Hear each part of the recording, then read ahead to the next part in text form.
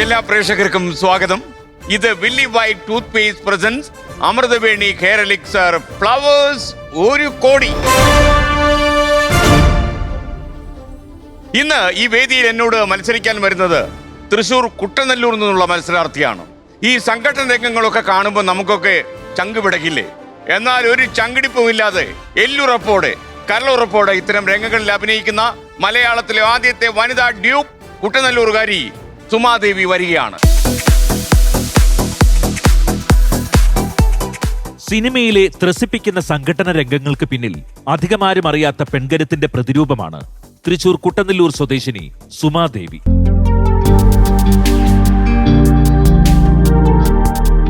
പ്രശസ്ത fight master mafia ശശിയുടെ അസിസ്റ്റന്റായി ചലച്ചിത്ര സംഘടന രംഗങ്ങളുടെ അണിയറയിൽ ഇപ്പോഴും സജീവമാണ് ഈ തൃശൂരുകാരി. കേരളത്തിലെ ആദ്യത്തെ ലേഡി ഡ്യൂപ്പ് ആർട്ടിസ്റ്റ് കൂടിയാണ് ജീവിതത്തിന്റെ സംഘർഷങ്ങളെ ധീരതയോടെ അതിജീവിച്ച സുമാദേവി. അടുത്ത സൗഹൃദങ്ങളും കുടുംബ ബന്ധങ്ങളും ഓരോ നിമിഷവും ടെൻഷൻ നിറഞ്ഞ കർമ്മരംഗത്തിൽ വെല്ലുവിളികളെ അതിജീവിക്കുവാൻ സുമാദേവിക്ക് കരുത്തും കരുതലുമാകുന്നു. 12 വർഷം ഡ്യൂപ്പായി അണിയറയിലെ അറിയപ്പെടാത്തവളായി മാറി നിന്ന സുമാദേവിക്ക് പ്രജേഴ്സൺ ചിത്രം ദി സീക്രട്ട് ഓഫ് വുമൻ അഭിനയ രംഗത്തേക്ക് കൂടി അപ്രതീക്ഷിതമായി വഴിയൊരുക്കി. ഏത് തൊഴിലും സ്ത്രീകൾക്ക് അപരിചിതമല്ലെന്ന് സ്വന്തം കർമ്മരംഗത്തിലൂടെ തെളിയിച്ച ആത്മവിശ്വാസത്തിന്റെ ചുവടുവയ്പുകളുമായി ഫ്ലവേഴ്സ് 1 കോടിയുടെ വേദിയിലേക്ക് സുമാദേവി.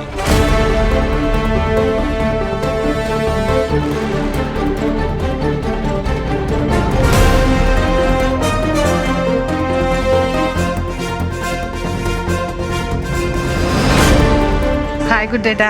നമസ്കാരം സുമാദേവി. ഹായ് സുമാദേവി, നമസ്കാരം.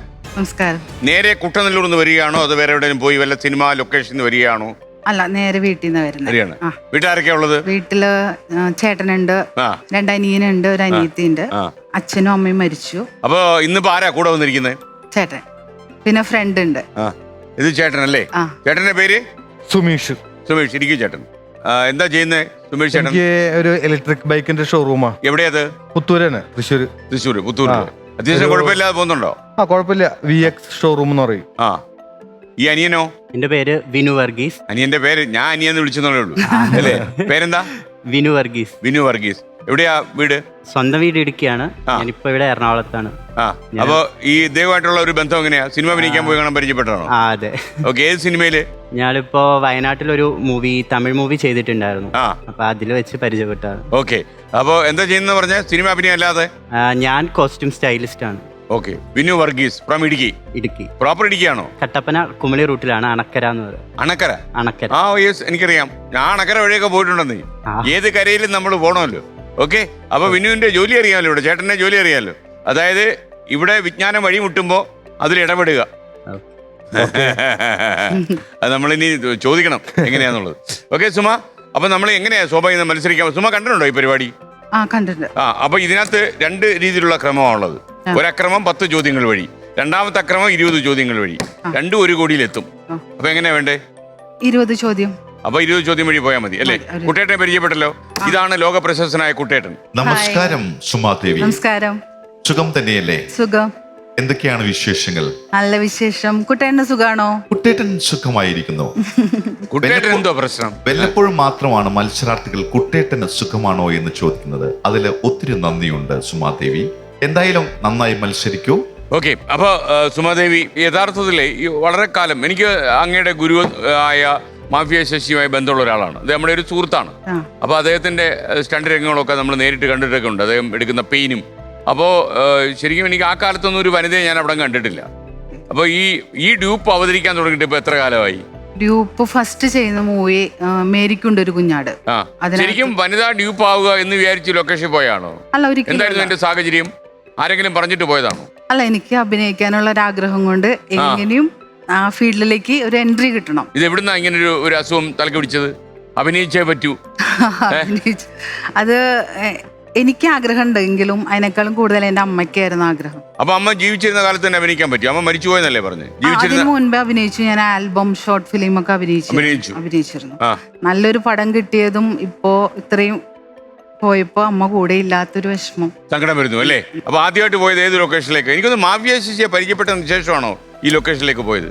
അതെ, മാസ്റ്ററെ പരിചയപ്പെട്ടതിന് ശേഷം.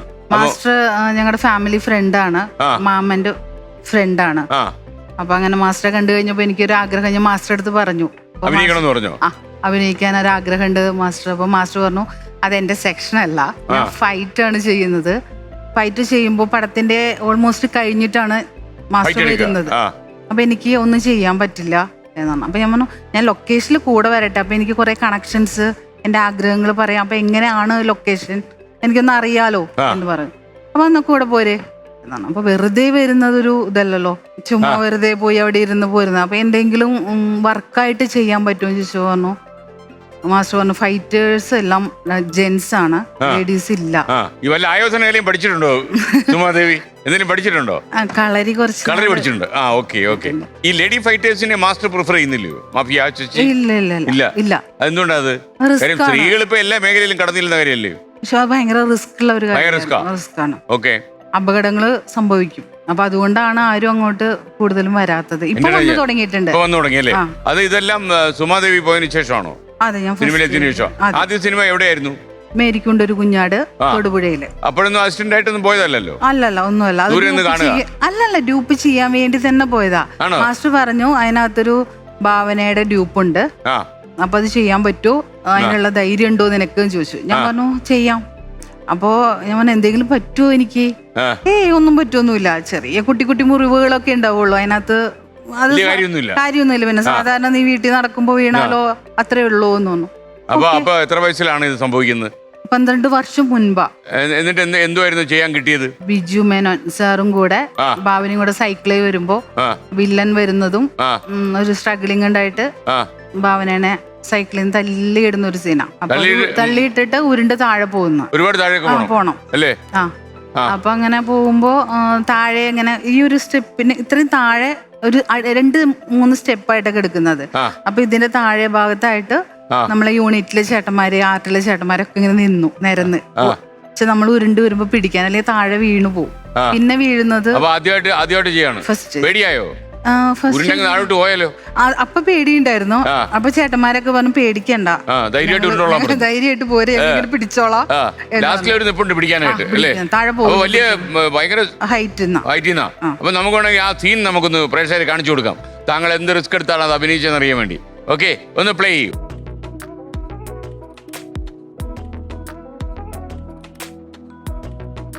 അവിടെ ഏതൊരു സാധനം കിടപ്പുണ്ടല്ലോ, പോസ്റ്റോ തടിയോ വേണ്ടി കിടപ്പുണ്ടല്ലോ, അതിക്ക് തലയിടിച്ചോ?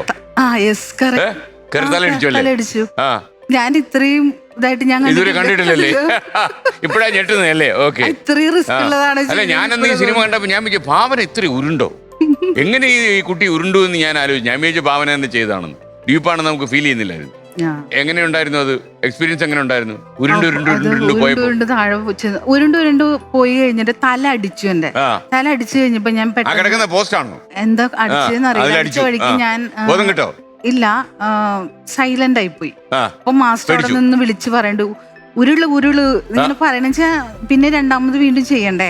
അപ്പൊ ഞാൻ പിന്നെ എഫേർട്ട് എടുത്ത് ഞാൻ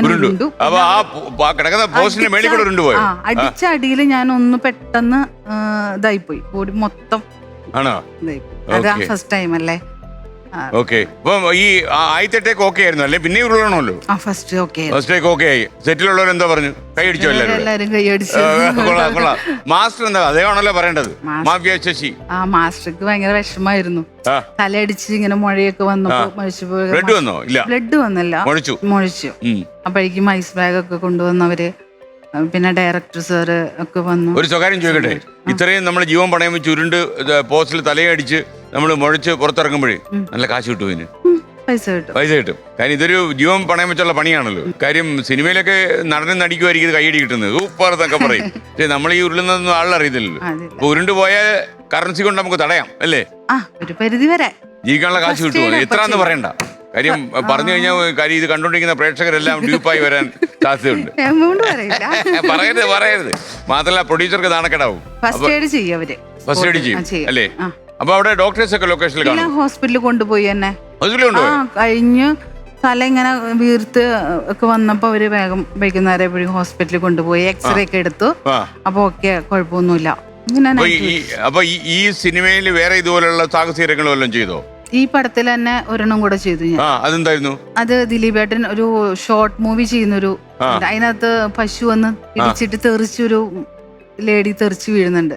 അത് താങ്കളാണോ ചെയ്തത്? ലേഡി എവിടെ തെറിച്ച് വീണാലും നമ്മളായിരിക്കും എന്നുള്ളതല്ലേ?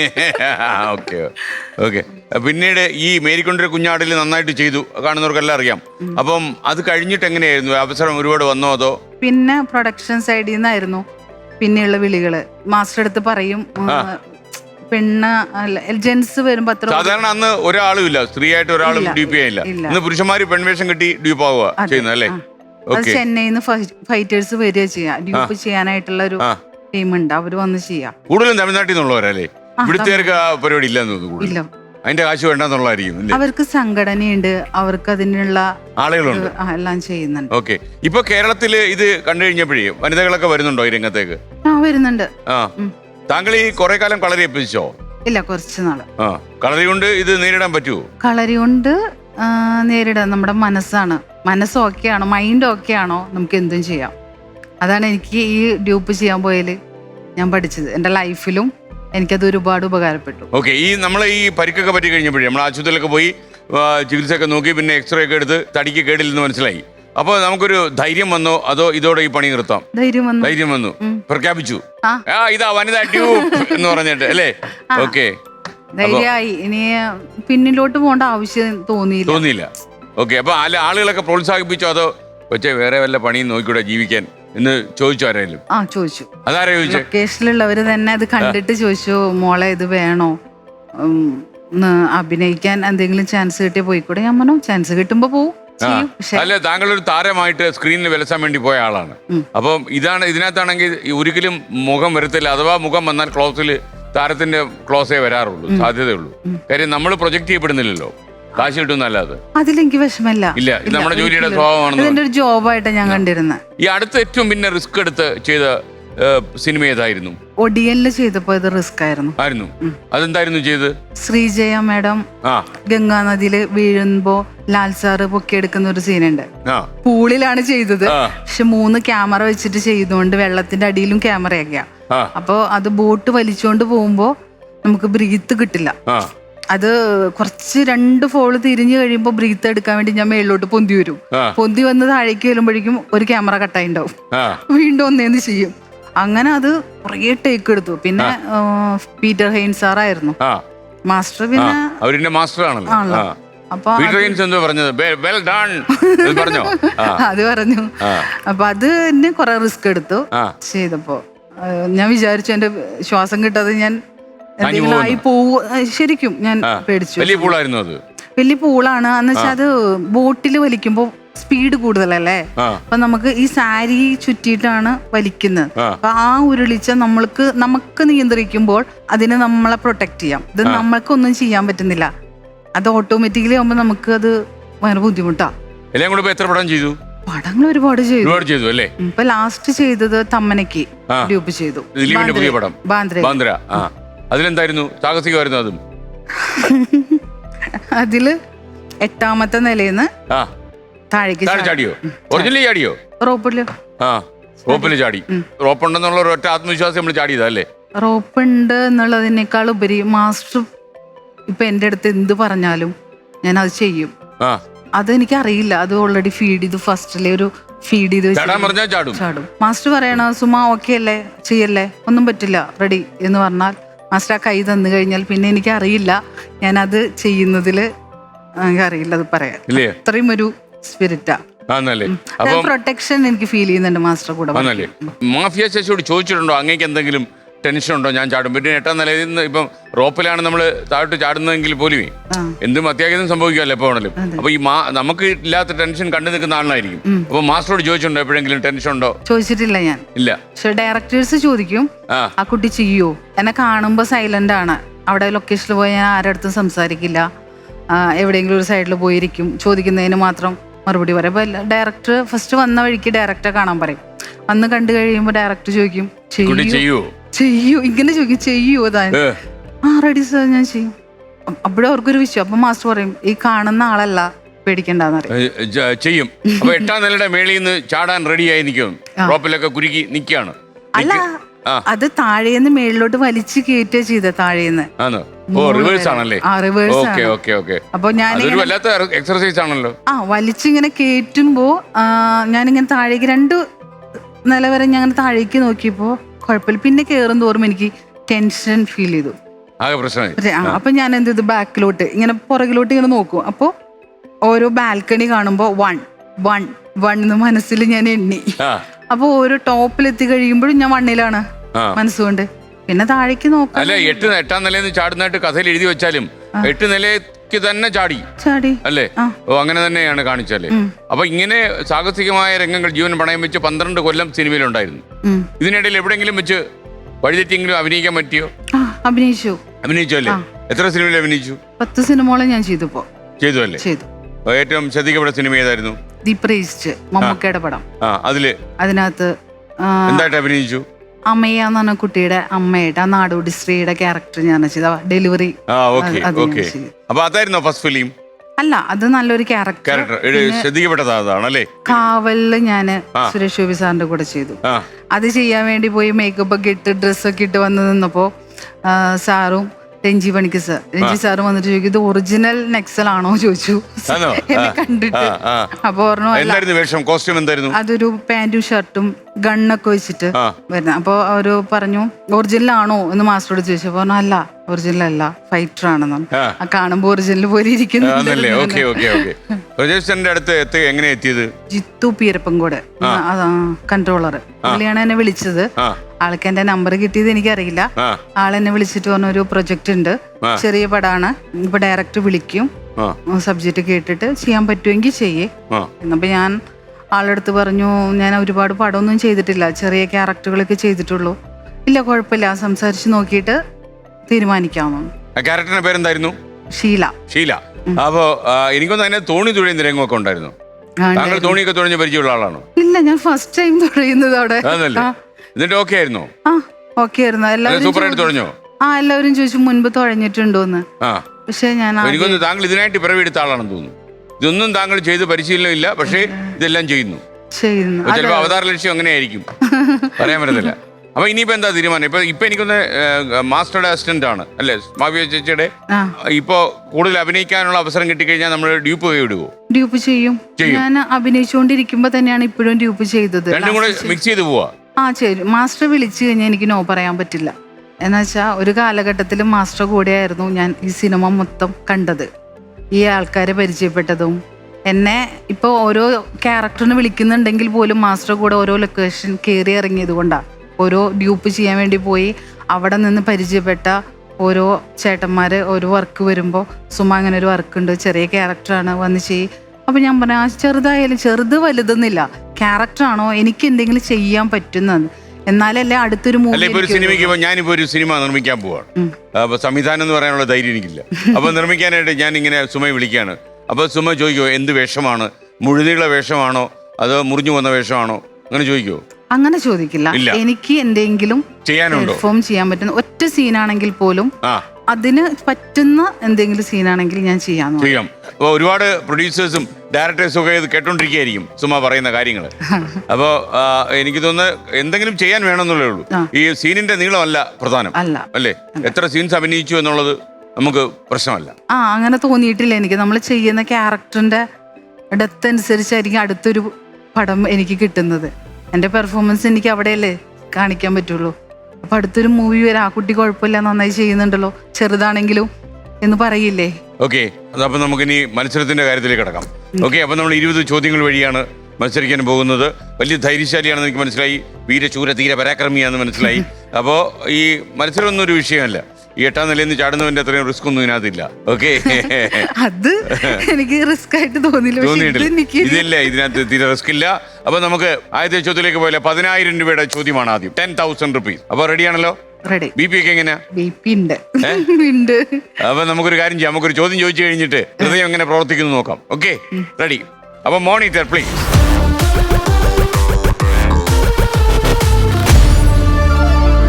ഞാൻ ആദ്യത്തെ ചോദ്യത്തിലേക്ക് കിടക്കുന്നു. 10,000 രൂപയുടെ ചോദ്യമാണ്. കുട്ടനെല്ലൂർ സുമാദേവി. കുട്ടനെല്ലൂർ ആരാ പ്രശസ്തരായിട്ട് വേറെ ആരൊക്കെ ഉണ്ടല്ലോ താങ്കളല്ലാതെ? കുട്ടനല്ലൂര് അറിയില്ല. അറിയില്ലല്ലേ? ഓക്കെ. ഇങ്ങനെ കുട്ടനെല്ലൂർ എന്നുള്ള കാര്യം എന്റെ തലയിൽ ഇങ്ങനെ കിടക്കുന്നു. ഇനി വെറുതെ കിടക്കണമെന്ന് അറിയില്ല, അങ്ങനെ കിടക്കാമല്ലോ. കുട്ടനല്ലൂര് പുത്തൂരുണ്ട്, സുകുമാർ അഴീക്കോട് മാഷ്ടെ സ്മാരകം അവിടെയാ. കുട്ടനല്ലൂര് വഴി പക്ഷേ കുറച്ച് ദൂരമല്ലേ പുത്തൂരിലേക്ക്? പുത്തൂര് ഒരു 2-3 കിലോമീറ്റർ. Okay okay. നമ്മൾ ഇനി ആദ്യത്തെ ചോദ്യത്തിലേക്ക്. First question. ചോദ്യം ഇതാണ്: കേരളത്തിൽ പ്രചാരത്തിലുള്ള പരസ്പര സഹായത്തിന്റെ ഒരു കഥയനുസരിച്ച് ആരാണ് കരീരിയുടെ കൂടെ കാശിക്ക് പോയത്? ഓപ്ഷൻ എ ഉറുമ്പ്, ഓപ്ഷൻ ബി കുഴിയാന, ഓപ്ഷൻ സി മണ്ണാങ്കട്ട, ഓപ്ഷൻ ഡി ഇരുമ്പുലക്ക. മണ്ണാങ്കട്ട. ഓക്കെ. അപ്പൊ മണ്ണാങ്കട്ടയും കരിയിലും കൂടിയാണോ കാശിക്ക് പോയത്? അതെ. പൂട്ടാമോ നമുക്ക്? പൂട്ടാം. പാട്ട് പാടുവോ? പാട്ട് പാടില്ല. ഇല്ലല്ലോ. അങ്ങനെ എത്ര ഉദ്യമിച്ചാലും പാടത്തില്ല. Option C മണ്ണാങ്കട്ട. അപ്പൊ താങ്കൾ പറഞ്ഞ ഉത്തരം ശരിയാണ്. അപ്പൊ 10,000 രൂപ നമ്മുടെ ക്യാഷിലേക്ക് വന്നിരിക്കുന്നു. പെട്ടെന്ന് പൈസ കിട്ടുന്ന സന്തോഷമാണോ അതോ പതുക്കെ കിട്ടിയാൽ മതിയോ? കിട്ടിയാൽ മതി. ഓക്കെ. അപ്പൊ വണ്ടി ചെക്ക് ഉണ്ടോ? വണ്ടി ചെക്ക് എന്ന് പറഞ്ഞാല് ചെക്ക് തന്നു, പൈസ കിട്ടിയില്ല, ചെക്ക് മടങ്ങി? ഇല്ലല്ലേ, വണ്ടി ചെക്ക് ഒന്നും വാങ്ങി തരില്ല. ഓ, നല്ല കാര്യം. സ്പോട്ടിൽ ക്യാഷ് മേടിച്ചിട്ട് ഞാൻ അവിടെ നിന്ന് ഇറങ്ങുക. ഓക്കെ. അപ്പൊ നല്ല കാര്യം. അപ്പൊ ഈ പ്രജേഷ് ഈ സിനിമയില്ലേ ദ സീക്രട്ട് ഓഫ് വുമൺ, ഈ സിനിമയിലെ അഭിനയത്തിന് ഒരു അവാർഡ് കിട്ടിയില്ലേ? ഏതായിരുന്നു? മികച്ച നടിയായല്ലോ. ചെറിയ കാര്യമാണോ അത്? ദാദാസാഹിബ് ഫാൽക്കെ ഫിലിം ഫെസ്റ്റിവലിൽ ഏറ്റവും നല്ല അഭിനേത്രിയായിട്ട് തിരഞ്ഞെടുക്കപ്പെട്ടു. ചെറിയ കാര്യമല്ല അത്. ദാദാസാഹിബ് ഫാൽക്കെ എവിടെ നിൽക്കുന്നു? കേട്ടപ്പോ ഞാൻ ശരിക്കും കരഞ്ഞുപോയി. സത്യത്തിൽ ഞാൻ കരഞ്ഞു. എന്നുവെച്ചാൽ ഞാൻ അത് കേൾക്കുന്നത് ഗുരുവായൂർ അമ്പലത്തിലേക്ക് തൊഴാൻ കണ്ണനെ കാണാൻ പോകുമ്പോഴാണ് എന്നെ വിളിച്ച് പറയുന്നത്. ഞാനപ്പോൾ ആരടുത്തും പറഞ്ഞില്ല, ഒരാളോടും വിളിച്ച് പറഞ്ഞു. ഞാൻ നേരെ ഫസ്റ്റ് ചെന്ന് ഞാൻ കണ്ണൻ്റെ അടുത്താ പറഞ്ഞേ. എൻ്റെ അച്ഛനും അമ്മയും എല്ലാം അവരാണല്ലോ, എന്നുവെച്ചാൽ ദൈവമാണ് എന്നെ സംബന്ധിച്ചിട്ട്, പോസിറ്റീവാണ്. അപ്പം ഞാൻ അവിടെ ചെന്ന് എങ്ങനെ ഒരു സന്തോഷ വാർത്തയുണ്ട് പറഞ്ഞു. അത് കഴിഞ്ഞിട്ടാണ് ഞാൻ എൻ്റെ ബ്രദറിനെ, മാമനെ, എൻ്റെ എല്ലാവരും വിളിച്ച് പറയുന്നത്. അമ്മ ഉണ്ടായിരുന്നെങ്കിൽ വളരെ സന്തോഷിച്ചല്ലേ? ഒരുപാട് തിരി. അമ്മയുടെ ആഗ്രഹം എന്തായിരുന്നു? താങ്കളെ ഒരു അഭിനേത്രിയാക്കി മാറ്റുക എന്നുള്ളതായിരുന്നു. അമ്മയ്ക്ക് ഒരുപാട് ആഗ്രഹം ഉണ്ടായിരുന്നു. അതായത് എൻ്റെ വീട്ടില് എൻ്റെ സ്വഭാവം സെക്കൻഡ് വെച്ച് സ്വഭാവം മാറും. എന്നുവെച്ചാ പെട്ടെന്ന് ദേഷ്യം വരും, പെട്ടെന്ന് പിണങ്ങും, പെട്ടെന്ന് ചിരിക്കും. അപ്പൊ അമ്മ പറയും, നീ അഭിനയിക്കാൻ പോയിക്കോ, നിനക്ക് നല്ല ഇതാണ്, അങ്ങനെ പറയാറുണ്ട് അമ്മ. അപ്പൊ അതൊക്കെ വെച്ചിട്ടായിരിക്കും അമ്മ അങ്ങനെ പറഞ്ഞ് മോട്ടിവേഷൻ ചെയ്തപ്പോ മനസ്സിലാ ഒരു ആഗ്രഹം വന്നത്. അവാർഡ് വാങ്ങിച്ചപ്പോ സ്റ്റേജിൽ ഇത് പറഞ്ഞു അമ്മയ്ക്കായിരുന്നു ഈ ആഗ്രഹം? ഒന്നും പറഞ്ഞില്ല, ഒന്നും സംസാരിക്കാൻ പറ്റുന്നുണ്ടായിരുന്നില്ല എനിക്ക്. നമ്മുടെ സംവിധായകൻ എന്താ പറഞ്ഞ? പ്രജേഷന് നല്ല പ്രതീക്ഷയുണ്ടായിരുന്നു ഈ പടത്തില്. ആർക്കെങ്കിലും നമുക്ക് എന്തെങ്കിലും കിട്ടും എന്നൊരു പ്രതീക്ഷ. അപ്പൊ എന്നെ വിളിച്ചിട്ട് നമ്മുടെ പടത്തിനൊരു അവാർഡ് ഉണ്ട് എന്ന് പറഞ്ഞപ്പോ ഞാൻ മനസ്സിൽ വിചാരിച്ചത് ക്യാമറയ്ക്കായിരിക്കുന്നു. എന്നുവെച്ചാൽ ഫോട്ടോഗ്രാഫി നന്നായിട്ടുണ്ട് എൻ്റെ ഒരു ഇതില് എനിക്ക് തോന്നി. അപ്പൊ ഞാൻ ചോദിച്ചു, ക്യാമറ ആണോ? ചോദിച്ചു, അല്ല സുമയ്ക്കാ. അപ്പൊ എനിക്ക് വിശ്വസിക്കാൻ ഞാൻ അതിന് മാത്രം ഒന്നും ചെയ്തിട്ടില്ലല്ലോ അതിനകത്ത്, അത് സുമയ്ക്ക കിട്ടിയിരിക്കുന്നതെന്ന് പറഞ്ഞു. അപ്പോൾ ഞാൻ പറഞ്ഞ എനിക്കത് കിട്ടിയിട്ടുണ്ടെങ്കിൽ അതിൻ്റെ ഫുൾ ക്രെഡിറ്റ് പ്രജേഷ് സാറിനുള്ളതാ. എന്തുകൊണ്ടാണെന്ന് വെച്ചാൽ എനിക്ക് ഒന്നും അറിയില്ല. ഞാൻ വെറും ഡ്യൂപ്പായി ഓരോ ലൊക്കേഷനിൽ കയറി ഇറങ്ങി ഇങ്ങനെ ഫൈറ്റ് ഡ്യൂപ്പ് ഇങ്ങനെ വന്നുകൊണ്ടിരിക്കുമ്പോൾ ഒരു നല്ലൊരു ക്യാരക്ടർ എന്നെ വിശ്വസിച്ച് ഏൽപ്പിച്ചല്ലോ. അപ്പം എനിക്ക് ചെയ്യാനുള്ള ആ ഒരു ധൈര്യം തന്നതും എൻ്റെ കൂടെ നിന്ന്, നമ്മളിപ്പോൾ എന്തെങ്കിലും അഭിനയിക്കാൻ ഒരു സീൻ തന്നാൽ പോലും സാർ പറയും, സുമ കൂൾ, ഒന്നും വേണ്ട, സുമയുടെ വീട്ടിൽ എന്താണോ അതങ്ങ് ചെയ്താൽ മതി, അതങ്ങ് പറഞ്ഞാൽ മതി, അല്ലാതെ വേറെ നമുക്കിവിടെ ഒന്നും ആവശ്യമില്ല. നേരത്തെ പരിചയം ഉണ്ടായിരുന്നു സുമയെ? ഇല്ല, ആദ്യമായിട്ട് ഈ പ്രൊഡക്ഷൻ കൺട്രോളർ പറഞ്ഞുള്ള പരിചയമുള്ളൂ. അത്രേ ഉള്ളൂ. ഓക്കെ. അപ്പൊ യഥാർത്ഥത്തിൽ ഇയാൾ ഇങ്ങനെ ഒരു ഡ്യൂപ്പിന്റെ ജോലിയിലേക്ക് പോകുന്നു കേട്ടപ്പം ഒരു ചേട്ടൻ എന്നുള്ളതിൽ അങ്ങയുടെ ഒരു പ്രതികരണം എങ്ങനെയായിരുന്നു? അല്ല, അവൾക്ക് അഭിനയിക്കാനാണ് ആഗ്രഹം എന്നറിയാം. പിന്നെ ശശാന്റെ കൂടെ പോണേന്ന് പറയുമ്പോ ഫാമിലി ആയിട്ട് അറിയാവുന്ന, പിന്നെ നമുക്ക് കൂടുതൽ ടെൻഷൻ ഒന്നും ഇല്ലായിരുന്നോ? ഒരു ടെൻഷൻ ഒന്നും അടിക്കേണ്ട കാര്യമില്ല. അപ്പൊ കാരണം ഈ ഡ്യൂപ്പായിട്ട് അഭിനയിക്കുന്ന ആളുകൾക്ക് ചിലപ്പം കഠിനമായിട്ടൊക്കെ എഴുതി വെക്കാമല്ലോ, ഇത് നടപ്പിലാക്കല്ലേ പ്രയാസം. അങ്ങനെ സാഹസികമായ സംഘടനകളിലൊക്കെ പങ്കെടുക്കേണ്ടി വരും. അപ്പോൾ ചിലപ്പോൾ പരിക്കുകൾ പറ്റാം, കൈ ഒടിയാം, കാലൊടിയാം. അത് ഓരോ പ്രാവശ്യം പോയിട്ട് വരുമ്പോഴും പരിക്ക് പറ്റിട്ട് തന്നെ വരാറ്. ഏതൊരു പ്രാവശ്യം പരിക്കില്ലാതെ വന്നിട്ടുള്ള ഒരൊറ്റ സിനിമയും ഇതുവരെ ഇല്ല. റെക്കോർഡ് അങ്ങനെ അത് ഒന്നല്ലെങ്കിൽ തലയ്ക്ക്, അല്ലെങ്കിൽ കാലിന്, അല്ലെങ്കിൽ ഷോളിന്, എവിടെയെങ്കിലൊക്കെ ഒരു ഇടി കിട്ടിയിട്ട് തന്നെയാണ് ആ ഷൂട്ട് കഴിഞ്ഞിട്ട് വരുള്ളൂ. വന്നു കഴിഞ്ഞ പിന്നെ ഒരാഴ്ച ഞൊണ്ടി അല്ലെങ്കിൽ കഞ്ഞിയെടുത്ത് കുടിക്കാൻ ബുദ്ധിമുട്ട് എന്നൊക്കെ പറഞ്ഞിട്ട് ഇങ്ങനെ ഇരിക്കും. അത് കഴിഞ്ഞാൽ പിന്നെ കഴിഞ്ഞു. അപ്പോഴേക്കും അടുത്ത വർക്ക് വരുമ്പോൾ ഇതൊക്കെ ചിലപ്പോൾ ഈ വേദന ഉണ്ടാവും, അതൊക്കെ പോയി എന്ന് പറഞ്ഞിട്ട് ബാഗ് എടുത്ത്. പിന്നെ അവൾക്ക് അതായിരുന്നു ആഗ്രഹം, പിന്നെ നമ്മൾ തടഞ്ഞു വെച്ചിട്ട് കാര്യമില്ലല്ലോ. പുള്ളിയുടെ ആഗ്രഹമാണല്ലോ അല്ലേ? അതെ. ഓക്കെ. അല്ല, ഈ കൈയും കാലും ഒക്കെ ഒടിഞ്ഞ സീൻസ് ചെയ്തിട്ടുണ്ടോ? കൈ ഒടിഞ്ഞിട്ടുണ്ട്. കൈ ഒടിഞ്ഞിട്ടുണ്ട്. അത് ഏത് സിനിമയിലായിരുന്നു കൈ ഒടിഞ്ഞ് വീട്ടിലേക്ക് വന്നത്? കൊടൈക്കനാൽ വെച്ചിട്ടൊരു നമ്മുടെ മലയാളം മൂവി തന്നെ അത്. അതിനകത്ത് മരത്തിന്റെ മേളിൽ നിന്ന്, വലിയ മരത്തിന്റെ മേളിൽ നിന്നാണോ? ഒരു 20 അടി ഹൈറ്റ്. അത് ഇതുപോലെ വലിച്ചു കയറ്റുമായിരുന്നോ? ഇല്ല, മരത്തിൽ കൂടെ നമുക്ക് കയറി. പിന്നെ ഒരു ക്യാമറ കഴുത്തിലുണ്ടായിരുന്നു. ആ ക്യാമറ ഒരു പിക്ക് എടുക്കാൻ വേണ്ടി കയറുന്നതാണ്.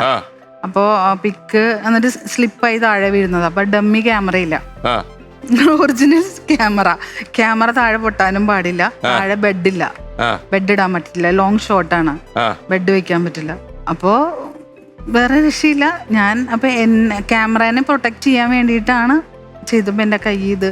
അപ്പൊ അതിൽ നിന്ന് വീണ് കൈ ഒടിഞ്ഞോ? പക്ഷേ ഫസ്റ്റ് ടേക്ക് ഓക്കെ ആയോ? അത് കൈ ഒടിഞ്ഞ കൈയായിട്ട് പിന്നെ അഭിനയിക്കാൻ പറ്റുന്നില്ല. ഓക്കെ. അപ്പൊ ചേട്ടൻ പറയുന്ന ഓരോ തവണ വരുമ്പോഴും ഓരോന്ന് ഒടിച്ചു വരും എന്നാണല്ലോ പറയുന്നത്.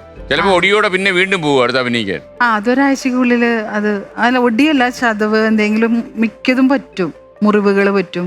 ഞാൻ ചോദിക്കട്ടെ, ഇപ്പൊ താങ്കൾ ഒരുപാട് നടികളുടെ ഡ്യൂപ്പായിട്ട് അഭിനയിച്ചിട്ടുണ്ട്. അപ്പൊ അവര് താങ്കളെ എപ്പോഴും തിരിച്ചറിഞ്ഞിട്ടുണ്ടോ? ഇവരാണ് നമ്മളെ ഡ്യൂപ്പ് ചെയ്തത്, കാര്യം ഇവർക്കാണല്ലോ കൈഡി കിട്ടുക, അങ്ങനെ വിഷമം തോന്നുന്നു? ഒരു വിഷമം തോന്നിയിട്ടില്ല. എനിക്കതൊരു ജോബായിട്ടാണ് ഞാൻ കണ്ടിരുന്നത്. ഏതെങ്കിലും നടി, പ്രശസ്ത താരം വന്ന് വെൽ ഡൺ മൈ ഗേൾ എന്നൊക്കെ പറഞ്ഞിട്ടുണ്ടോ? മമത മോഹൻദാസ് വന്ന് പറഞ്ഞു. അവരുടെ ഒരു മൂവി ചെയ്യാൻ വേണ്ടി പോയപ്പോ അതിനകത്ത് കോസ്റ്റ്യൂം ഡ്യൂപ്പ് ഡ്രസ് ഉണ്ടായിരുന്നില്ല. അപ്പൊ അവരിട്ട ഡ്രസ്സാണ് എനിക്ക് തന്നത്. അപ്പൊ അവർക്കൊരു വിഷമം, അവരിട്ട ഡ്രസ്സ് എനിക്ക് തരുമ്പോ ഒരു വിഷമം. അപ്പൊ അവർ പറഞ്ഞു അയൺ ചെയ്തിട്ടുണ്ട്, സ്പ്രേ ചെയ്തിട്ടുണ്ട്, കുഴപ്പമൊന്നുമില്ലല്ലോ എന്നൊക്കെ ചോദിച്ചു. ഞാൻ ഇല്ല മാം, കുഴപ്പമില്ല എന്ന് പറഞ്ഞു. അപ്പോൾ എന്നിട്ട് ഞാനത് ഇട്ടിട്ട് പോയി. ഞാൻ വർക്ക് കഴിഞ്ഞ് തിരിച്ച് കയറി വന്നപ്പോഴേക്കും മാം വന്നിട്ട് ചോദിച്ചു എന്തെങ്കിലും പറ്റിയോ എന്ന് ചോദിച്ചു എൻ്റെ അടുത്ത്. ചവിട്ടി പോകുന്ന ഒരു ബോട്ടിൽ നിന്ന് തല ചുറ്റി താഴേക്ക് വീഴുന്നതാ. അപ്പൊ ഞാനിങ്ങനെ വീണപ്പോ എന്റെ കാല് ആ ബോട്ടിലെ പെഡലില് കുരുങ്ങി, ബോഡി മൊത്തം വെള്ളത്തിന്റെ അടിയിൽ. അപ്പോ ആ ഹീറോ കാലെടുത്ത് വിട്ടപ്പോഴാണ് ഞാൻ അതിന്റെ അടിയിൽ പോയിട്ട് പൊന്തി വന്നത്. അപ്പൊ അത് 2 പ്രാവശ്യം ചെയ്തു. ഇല്ല, കാലുടക്കി. അപ്പൊ അങ്ങനെ വലിച്ചെടുക്കാൻ പറ്റിയോ? അത് ഊരി വിട്ടോടുകൂടി ഞാൻ താഴേക്ക് അടിയിൽ പോയി പൊങ്ങി വന്നു. അപ്പൊ അത് അവരറിഞ്ഞു, മാം അറിഞ്ഞു. അപ്പൊ വന്ന വഴിക്ക് ചോദിച്ചു എന്തെങ്കിലും പറ്റിയോ, ഹോസ്പിറ്റലിൽ പോകണോ? ഞാൻ പറഞ്ഞ ഇല്ല, എനിക്ക് ഓക്കെയാണ്, കുഴപ്പമൊന്നുമില്ല. ഇപ്പൊ ഒരു താങ്ക്സ് ഒക്കെ പറഞ്ഞു. ഈ എനിക്കൊന്ന് അണി റോസിന് വേണ്ടി ഒരു പടത്തിൽ ഡ്യൂപ്പ് ചെയ്തല്ലോ, റിംഗ് മാസ്റ്റർ, ഓർമ്മിക്കുന്നുണ്ടോ? അതെന്തായിരുന്നു സീൻ? ഒരു സ്റ്റെപ്പിൽ കൂടെ വീഴുന്നത്. ഓക്കെ, അത് കുറച്ച് റിസ്കി പരിപാടിയായിരുന്നു. നമുക്കൊരു കാര്യം ആദ്യം ഒന്ന് കാണാം, കണ്ടിട്ട് നമുക്ക് ചോദിക്കാം അതിനെ കുറിച്ച്. Okay, play.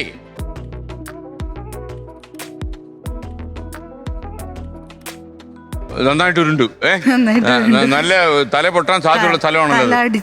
തലയടിച്ചു അല്ലേ? പൊട്ടിയില്ല. അപ്പൊ ഈ സീനൊക്കെ ഇങ്ങനെ എക്സ്പ്ലെയിൻ ചെയ്ത് തരുമ്പോഴേ, ഇങ്ങനെ ഉരുണ്ട് താഴെ പോകണം, ഇങ്ങനെ സ്റ്റെപ്പിലൂടെ ഇങ്ങനെ പോകണം എന്നൊക്കെ കുറെ സ്റ്റെപ്പ് ഉണ്ടല്ലോ. കുറച്ചൊക്കെ ഒരു ക്യാമറ മൂവ്മെന്റ്സ് ഒക്കെ നിങ്ങൾക്ക് സഹായിക്കുമെങ്കിൽ പോലും ഇതൊക്കെ ഒറിജിനലി ചെയ്തല്ലേ നോക്കൂ, എന്നല്ലേ ഫീൽ ചെയ്യൂ. പേടിയുള്ള ആളാണോ? പേടിയില്ല.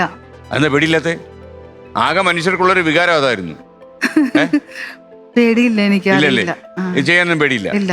അത് ചെയ്ത് കഴിഞ്ഞപ്പോ, ചെയ്യണേക്ക് മുമ്പ് എൻ്റെ അടുത്ത് ദിലീപേട്ടൻ ചോദിച്ചു കുറച്ച് റിസ്ക് ആണ്, ഓക്കെ അല്ലേന്ന് ചോദിച്ചു. ഡയറക്ടർ വന്നിട്ട് ചോദിച്ചു. ഞാൻ ഓക്കെ, കുഴപ്പമില്ലാന്ന് പറഞ്ഞു. അപ്പോ പറഞ്ഞു നമ്മളിതിനു മുമ്പ് വീണിട്ടുണ്ടല്ലോ, അപ്പൊ പിന്നെ ഇത് പ്രശ്നമല്ലല്ലോ എന്ന് പറഞ്ഞു. ഓർമ്മയുണ്ട്. അപ്പോഴാണ് പുള്ളി പറഞ്ഞ് വന്ന് എന്റെ തല അടിച്ച് കഴിഞ്ഞ് ആ ഷോട്ട് കഴിഞ്ഞ് കയറി വന്നപ്പോ ദിലീപേട്ടൻ വന്നിട്ട് ചോദിച്ചു ഓക്കെ അല്ലേ? ഓക്കെ. ഇതെത്രയാന്ന് ചോദിച്ചു. ഞാൻ 1. ഇതെത്രയാ? 2. അപ്പൊ കുഴപ്പമില്ല എന്ന് പറഞ്ഞല്ലേ? കുഴപ്പമില്ല, അപ്പൊ ആള് ഓക്കെയാണ്, കുഴപ്പമില്ല എന്ന് പറഞ്ഞു. ആ സിനിമയുടെ ലൊക്കേഷനിൽ നിന്ന് മടങ്ങുമ്പോഴാണ് താങ്കളുടെ ജീവിതത്തിൽ അമ്മ കടന്നുപോയത് അല്ലേ? അമ്മ മരിച്ചു. വണ്ടി വെച്ചാണോ ഈ വിവരം അറിയുന്നത്? അല്ല, ഞാൻ വീട്ടിൽ വന്ന് അമ്മയുടെ കൂടെ ഒപ്പം ഇരുന്ന് ഫുഡ് കഴിച്ച്, അമ്മ എനിക്ക് ഫുഡ് ഉണ്ടാക്കി തന്ന് ഞാൻ കഴിച്ച്, ഞാൻ ടൗണിലേക്ക് കുറച്ച് സാധനങ്ങൾ മേടിക്കാൻ വേണ്ടി ഞാൻ പോയിട്ട് വരാന്ന് പറഞ്ഞ് വീട്ടിൽ നിന്ന് ഇറങ്ങി. തിരിച്ച് വീടെത്തുമ്പോഴേക്കും എനിക്ക് കോള് വന്നു, അമ്മയ്ക്ക് ഒട്ടും വയ്യ, പെട്ടെന്ന് വരണം എന്ന് പറഞ്ഞിട്ട്. അനിയൻ വിളിച്ചു പറഞ്ഞു. അപ്പൊ ഞാൻ എത്തുമ്പോഴേക്കും അമ്മ ബോധമില്ലാണ്ട് കട്ടിലേക്ക് എടുക്കുമായിരുന്നു. അപ്പൊ അമ്മ, അതാണ് വിഷമം എന്ന് വെച്ചാൽ അമ്മ കുടിക്കാൻ വെള്ളം എടുത്തിട്ടുണ്ട്, അമ്മയുടെ കയ്യിൽ ടാബ്ലറ്റ് ഉണ്ട്, പക്ഷെ അമ്മയ്ക്ക് ആ ബിപിയുടെ ടാബ്ലറ്റ് കഴിക്കാൻ പറ്റിയില്ല. ചുമ വന്ന് ഛർദിച്ചു. നമ്മ ഇങ്ങനെ കട്ടിലിങ്ങനെ ഇരുന്നുകൊണ്ട് പാതി ഇങ്ങനെ വീണ് കിടക്കുക. അവിടെ നിന്ന് എങ്ങനെയോ ഹോസ്പിറ്റലിൽ എത്തിച്ചു. പക്ഷെ ഹോസ്പിറ്റലിൽ കൊണ്ടുപോയില്ലേ? കൊണ്ടുപോയി ഹോസ്പിറ്റലിൽ അപ്പൊ തന്നെ കൊണ്ടുപോയി. പക്ഷെ അവിടെ ചെന്നപ്പോഴേക്കും സ്ട്രോക്ക് ആയിരുന്നു. ബ്ലഡ് സെൻട്രലായതുകൊണ്ട് ഫുള്ള് റോട്ടായി ഒന്നും ചെയ്യാൻ പറ്റില്ല, സർജറിയും ഒന്നും ചെയ്യാൻ പറ്റില്ല. ചിലപ്പോൾ കുറേ നാളിങ്ങനെ കിടക്കും, ചിലപ്പോൾ ഒന്നും പറയാൻ പറ്റില്ല എന്നാണ് ഡോക്ടർ. അപ്പം ഞങ്ങൾ പറഞ്ഞു നമുക്ക് വേറെ പ്രൈവറ്റ് ഹോസ്പിറ്റലിലേക്ക് കൊണ്ടുപോവാം. അപ്പോൾ അവർ പറഞ്ഞു പ്രൈവറ്റിൽ കൊണ്ടുപോയാലും ഒന്നും ചെയ്യാൻ പറ്റുന്നൊരു കണ്ടീഷനല്ല, നമുക്ക് കുറച്ച് ഒരു 2-3 മണിക്കൂർ കഴിയട്ടെ എന്നിട്ട് നമുക്ക് നോക്കാം, എന്നിട്ട് നിങ്ങൾ കൊണ്ടുപോയിക്കോളാം പറഞ്ഞു. പക്ഷെ ഡോക്ടർ പറഞ്ഞ ആ ടൈം വരെ അമ്മ മരിച്ചു. പക്ഷെ അതെനിക്ക് എന്താ പറയാ, എനിക്ക് അക്സെപ്റ്റ് ചെയ്യാൻ പറ്റില്ല. അമ്മയ്ക്ക് അങ്ങനെ എന്നെ വിട്ട് പോവാൻ പറ്റില്ല. അമ്മയ്ക്ക് ഞങ്ങളെ തനിച്ചാക്കി പറ്റില്ല.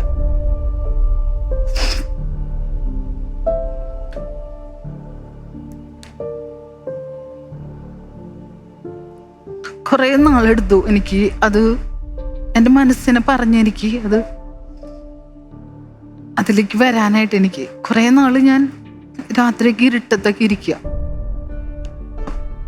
ലൈറ്റിലൊന്നും ഞാൻ ഇരിക്കില്ല. എനിക്ക് ഇരുട്ടത്ത് ഇങ്ങനെ ഇരിക്കുമ്പോൾ അമ്മ എൻ്റെ കൂടെ ഉണ്ട്. അമ്മയ്ക്ക് ഒരിക്കലും ഈ ഷൂട്ടിംഗ് ഒക്കെ വന്ന് നമ്മൾ ഷൂട്ടിംഗ് കഴിഞ്ഞ് വരുമ്പോഴേ കൂടുതൽ അമ്മയോടൊപ്പം ആയിരുന്നു സുമ കൂടെ ചെലവഴിക്കുക? അതെ, വീട് വിട്ട് എവിടെയും പോവില്ല ഞാൻ. ഷൂട്ട് കഴിഞ്ഞ് വന്നാൽ വീട്ടിൽ തന്നെ. അടുത്ത ഷൂട്ടിൻ്റെ ഒരു കോള് വരുന്നത് വരെ ഞാൻ വീട്ടിൽ തന്നെ ആയിരിക്കും. റെസ്റ്റും കാര്യങ്ങളും അഥവാ ജസ്റ്റ് വല്ല പുറത്തേക്ക് പോയാലും ഫ്രണ്ട്ഷിപ്പ് എനിക്കില്ല. ഫ്രണ്ട്സ് അങ്ങനെ. സുമ വളരെ ഒറ്റപ്പെട്ട് ജീവിക്കുന്ന ഒരാളാണോ? എന്തത് കൂട്ടുകാരികളൊന്നും ഇല്ല? കൂട്ടുകാരികളൊന്നും അങ്ങനെ ഇല്ല, കുറവാണ്. ജസ്റ്റ് ഒരു ഹായ് ബായില് ഉള്ള ഒരു. കുട്ടിക്കാലത്ത് എങ്ങനെയായിരുന്നു? അതെ. എന്താ അങ്ങനെ ഒരു ഏകാന്തതയുടെ ഒരു സുഖമുള്ള ജീവിതം തിരഞ്ഞെടുക്കാൻ കാര്യം? ഞാൻ 7ാം ക്ലാസ്സിൽ പഠിക്കുമ്പോൾ എൻ്റെ ഒരു ബ്രദർ മരിച്ചിട്ടുണ്ട് ട്രെയിൻ ആക്സിഡന്റില് ബോംബെയിൽ വെച്ച്. അത് ഞങ്ങൾക്കൊരു ഷോക്കായിരുന്നു. സുമ മുംബൈയിലുണ്ടായിരുന്നു? അപ്പോ ഇല്ല, വീട്ടിലായിരുന്നു.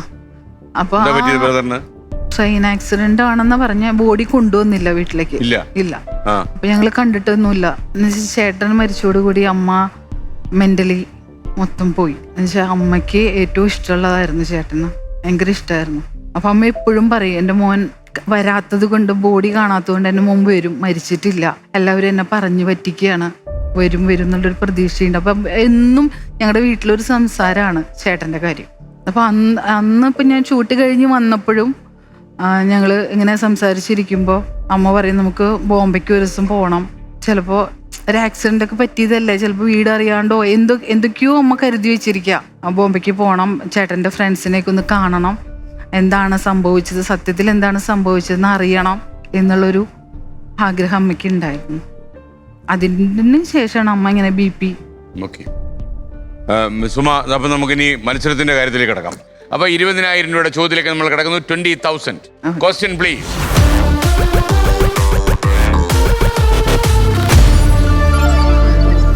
ആദ്യമായി പെരുമഴ എത്തുമ്പോൾ അന്തരീക്ഷ പാളികൾ ഉണ്ടാവുന്ന താപവ്യത്യാസം കാരണം ഭൂമിയിലേക്ക് പെയ്യുന്ന ഐസ് പരലുകൾ ഏത് പേരിലാണ് കേരളത്തിൽ അറിയപ്പെടുന്നത്? Option A ഓടപ്പഴം, option B Ruman പഴം, ഓപ്ഷൻ സി ആലിപ്പഴം, ഓപ്ഷൻ ഡി അത്തിപ്പഴം. ആലിപ്പഴം. ആലിപ്പഴമായിരിക്കുമോ? കൂട്ടാമോ? എനിക്ക് 20,000 രൂപയാണ്. കൂട്ടോ? കൂട്ടി. തുറക്കട്ടോ? തുറന്നു. ആലിപ്പഴം പൊഴിയോ നോക്കട്ടെ. ഓപ്ഷൻ സി ആലിപ്പഴം. താങ്കൾ പറഞ്ഞ ഉത്തരം തെറ്റാണ് എന്ന് പറയാൻ പറ്റുന്നില്ല. ഉത്തരം ശരിയാണ്. ഓപ്ഷൻ സി ആലിപ്പഴമാണ് ശരി ഉത്തരം. അപ്പൊ 20,000 രൂപ കിടച്ചു. കുട്ടേട്ടൻ എന്തോ ചോദിക്കാൻ വന്നു. സുമാദേവി, താങ്കളോട് കുട്ടേട്ടന് ഒരു കാര്യം ചോദിക്കാനുണ്ട്. 10 പവന്റെ ഒരു മാല താങ്കൾക്ക് സമ്മാനമായി നൽകിയാൽ മാത്രമേ താങ്കളെ വിവാഹം കഴിക്കാൻ സാധിക്കൂ എന്ന് മനസ്സിലാക്കുന്നു. അങ്ങനെ ഒരു ആഗ്രഹം സുമാദേവിക്കുണ്ടോ? അങ്ങനെ ഒരു തീരുമാനം പ്രഖ്യാപിച്ചിട്ടുണ്ടോ? ഉണ്ടോ? ഉണ്ടോ? അതങ്ങനെ പ്രഖ്യാപിക്കാനുള്ള സാഹചര്യം വീട്ടിലേക്ക് അറിയാമോ? പ്രഖ്യാപിച്ചല്ല, കുട്ടിക്കാലത്ത് തൊട്ടുള്ള ഒരു ആഗ്രഹമാണ്. 10 പവൻ സ്വന്തമായിട്ടുള്ള ഒരുത്തം കെട്ടിയോ എന്നാണോ? അല്ല, 10 പവന്റെ താലിമാല കഴുത്തിൽ കെട്ടണം. അങ്ങനെ വരിക. ഓക്കെ, 9.5 പവനായാലും ആ കേസ് എടുക്കത്തില്ല. ഇല്ല. 10 പവനും വെച്ച് താലിയും കൊണ്ട് വന്നാൽ മാത്രമേ ഈ കല്യാണം നടക്കൂ. അതെ. എന്റെ പിന്നെ 11 പോയ കുഴപ്പമുണ്ടോ? അത് വേണ്ട. വേണ്ട, ഇച്ചിരി 10 കൂടി പവനിൽ തന്നെ. 10 പവനിൽ തന്നെ. മതി. ഇതൊരു സാധാരണ പിന്നെ ഒരു കാരണമുണ്ട്. ഇതുവരെ ആരും പറയുന്നത് കേട്ടിട്ടില്ല ഇത്. പിന്നെ അത് എന്റെ മരണത്തോടെ എന്റെ കഴുത്തിൽ നിന്ന് അത് ഊരാൻ പാടുള്ളൂ, ആ താലിയും ചെയ്യണം. അങ്ങനെയുണ്ട്. അല്ലെങ്കിൽ ആ വ്യക്തിയുടെ, അല്ലാതെ എന്റെ കഴുത്തിൽ നിന്ന് അത് ഊരാൻ പാടില്ല. അങ്ങനെയുണ്ട്. അപ്പൊ ഇത് ആളെ അറിയിച്ചിട്ടുണ്ടോ? ഇപ്പൊ എന്തായാലും ആളെ അറിഞ്ഞു. ഇപ്പൊ എല്ലാരും അറിഞ്ഞു. ഇനിയിപ്പോ ആൾക്കാരെല്ലാം 10 പവൻ വാങ്ങിക്കാനുള്ള കാശ് അന്വേഷിക്കും എന്തായാലും. ഓക്കെ, അങ്ങനെ ആരെങ്കിലും ഒരാൾ അന്വേഷിച്ച് വന്നോ ഈ 10 പവനുമായിട്ട് ഇതുവരെ? ഇല്ല, ഞാൻ ആരടുത്തും പറഞ്ഞു. അവസരം കിട്ടിയിട്ടില്ല, പറഞ്ഞില്ലല്ലേ? ഇല്ല. ഓക്കെ, അപ്പൊ ഇന്നത്തെ എങ്ങനെ കുട്ടേട്ടൻ മനസ്സിലായി? കുട്ടേട്ടന് എല്ലാം അറിയാം. ഓക്കെ, അതാണ് കുട്ടേട്ടൻ. അപ്പൊ ഇങ്ങനെ ഒരു തീരുമാനം എടുക്കാൻ കാര്യം ഒന്നുമില്ല, എന്റെ വീടിന്റെ അടുത്ത് ഒരു ചേച്ചിയുണ്ട്, കാണാൻ നല്ല 10 പവന്റെ ഭംഗിയാ. താലി കെട്ടിയ ആളാണോ? അപ്പൊ ആ ചേച്ചിയുടെ ഹസ്ബൻഡ് ദുബായിലാണ്. അപ്പൊ ചേച്ചിയുടെ കഴുത്തിൽ വലിയൊരു മാല, അതിലൊരു താലി, അതിലൊരു ലോക്കറ്റ് ഇട്ടിട്ട് ഇങ്ങനെ കയ്യില് വളയൊക്കെ ഇട്ടിട്ട് ഇങ്ങനെ നിൽക്കണ കാണുമ്പോ നല്ല ഭംഗിയെ കാണാനായിട്ട് നമ്മുടെ കുട്ടികൾ. അപ്പൊ ഞാൻ നോക്കുമ്പോ ഇന്നും ആ ചേച്ചി കുളിച്ച് ഒരുങ്ങി ഇങ്ങനെ വരുമ്പോ അതിങ്ങനെ കഴുത്തിലുണ്ട് ഊരാതെ. അപ്പൊ കുറെ വർഷങ്ങളായിട്ട് അത് തന്നെ കാണാം. അപ്പൊ എനിക്കൊരു ആഗ്രഹം, ഇതൊരു വലിയ നല്ല കനമുണ്ട്, ഇത്ര നല്ല ഇറക്കമുണ്ട്, ഇത്ര വരെ ഇറക്കമുണ്ട്. അപ്പൊ എന്തായാലും മിനിമം ഒരു 10 പവൻ എന്റെ ഒരു ഓടക്കണക്കില് ഒരു 10 പവനായിരിക്കും എന്ന് എഴുതി. അപ്പൊ ആ ഒരു ഇത് മനസ്സിലിങ്ങനെ കിടക്കുന്നോണ്ടാണ് അങ്ങനെ ഒരു ആഗ്രഹം ഉള്ളിലുള്ളത്. പക്ഷെ ആരുടെ പറഞ്ഞിട്ടില്ല. അമ്മയ്ക്കറിയാം, അമ്മയുടെ അടുത്ത് പറഞ്ഞിട്ട്. അപ്പൊ അമ്മ പറഞ്ഞാ നീ കാത്തിരുന്നോ. ഒറ്റയ്ക്കിരിക്കുന്ന സമയത്ത് ആലോചിച്ച് കൂട്ടിയാണോ 10 പവൻ അവസാന സമയത്ത് മാത്രമേ അഴിച്ചെടുക്കാവൂ? കല്യാണം കഴിഞ്ഞ് കുറെ കഴിയുമ്പോ ഇങ്ങനെ പൂവ് ഓരോന്നോരോന്നേ നമ്മുടെ വീടിന്റെ അടുത്തുള്ളവരൊക്കെ കണ്ടിട്ടുണ്ട്. അതൊന്നും പറ്റില്ല, അത് ഗ്യാരണ്ടറാണ്. ബൈ ദ വൈ, കല്യാണാലോചനകൾ വന്നോ നിന്റെ ഇടയ്ക്ക്? ഈ 10 പവൻ കേസല്ല ഞാൻ ചോദിക്കുന്നത്. വരുന്നുണ്ട്. ഏതെങ്കിലും തോണി കരയ്ക്ക് അടുക്കുന്നുണ്ടോ? ഇല്ല. വഞ്ചി തിന്നകര എത്തുന്നില്ല. എന്താ പ്രശ്നം? തോണി കെട്ടി വിട്ടുപോയെ? കുറച്ചും കൂടെ പടങ്ങൾ ചെയ്ത് ഞാൻ എന്റെ ആഗ്രഹത്തിലേക്ക് ഞാൻ എത്തട്ടെ. ഈ കല്യാണം കഴിച്ചു കഴിഞ്ഞാൽ പിന്നെ സിനിമ അഭിനയത്തിലേക്ക് പോകാൻ ബുദ്ധിമുട്ടായിരിക്കും എന്ന് താങ്കൾ ഭയപ്പെടുന്നുണ്ടോ? ഒന്നുമില്ല. ഈ കല്യാണം കഴിക്കാൻ പറ്റുന്ന ആളോട് പറയും അല്ലേ അഭിനയമുണ്ട് പറയും. അപ്പൊ സിനിമയിൽ നിന്നുള്ള ഒരാൾ തന്നെ കല്യാണം കഴിക്കാൻ വന്നാലോ? കുഴപ്പമില്ല, പ്രശ്നമില്ല. അപ്പൊ നമുക്ക് നോക്കാം. ഓക്കെ, നമുക്ക് സംയുക്തമായിട്ട് നോക്കിക്കളയാം. Okay, ready? ഇനി 30,000 രൂപയുടെ ചോദ്യം, 30,000. Question please. ഇനി പറയുന്നവയിൽ ഏത് ഔഷധ സസ്യത്തിനാണ് വേരിന് കുതിരയുടെ മണമുള്ളത് കൊണ്ട് അതുമായി ബന്ധപ്പെട്ട പേര് ലഭിച്ചത്? Option A ashwagandha, option B guggulu, option D shatavari, option D രാമച്ചം. Option A ashwagandha. അശ്വഗന്ധ ഉണ്ടാവൂ? ഓപ്ഷൻ എ പൂട്ടാമോ? പൂട്ടാം, അശ്വഗന്ധ. താങ്കൾ എന്താ പഠിച്ചത് ശരിക്കും ജീവിതത്തിൽ? വിദ്യാഭ്യാസം ചെയ്തത് ബികോം കൊമേഴ്സ്. ഇതുമായിട്ടൊന്നും ബന്ധമില്ലാത്തൊരു സംഭവം പഠിച്ചതല്ലേ? ഓക്കെ, അപ്പോ ഓപ്ഷൻ എ അശ്വഗന്ധ പൂട്ടി വെച്ച കേട്ടോ. പൂട്ടി. 30,000 രൂപയുടെ ചോദ്യമായിരുന്നു. 30,000. 30,000 അശ്വഗന്ധം കൊണ്ട് പോകുമെന്നുള്ളതാണ് നമ്മുടെ ഏറ്റവും വലിയ ചോദ്യം. ഈ ഉത്തരം ശരിയായിരിക്കുമോ? ആത്മവിശ്വാസത്തോടെ പറഞ്ഞാണോ അതോ ഗസ് ചെയ്താണോ? ആത്മവിശ്വാസത്തോടെ പറഞ്ഞതാ. Very confident. അതെ, അതാണ് അല്ലേ? അപ്പൊ നമുക്ക് തുറക്കാമല്ലോ. ഇൻ കേസ് ഇതല്ല ഉത്തരം എന്ന് വന്നാൽ, ഇപ്പൊ വളരെ വിജയകരമായി കുട്ടനെല്ലൂരിലേക്ക് മടങ്ങി പോകേണ്ടി വരികയാണെങ്കിൽ സങ്കടത്തോടെ ആയിരിക്കും പോകും, അത് വളരെ സന്തോഷത്തോടെ പോകും? ഹാപ്പി ആയിട്ട് തന്നെ പോകും. അതെന്താ അത് ഇങ്ങനെ പരാജയപ്പെട്ടു പോകുന്ന സന്തോഷം തരുമോ? അല്ല, പിന്നെ ഇതുപോലൊരു ഫ്ലോറിൽ എനിക്ക് അയ്യോ, ഇത് മുകേഷ് ഇവിടെ ഒന്ന് അഭിനയിച്ചിട്ട് പോയതാ. എല്ലാവരും വന്ന് പറയും ഇതേ. അതുകൊണ്ടല്ല, എന്നെ സംബന്ധിച്ച് എനിക്കൊരു സ്പേസ് ഇതുവരെ കിട്ടിയിട്ടില്ല. ഒരു സ്പേസ് എനിക്ക് കിട്ടിയിട്ടില്ല. ഇത് താങ്കളുടെ ഓപ്പണിംഗ് ഡേ ആയിരിക്കും എനിക്ക് തോന്നുന്നു.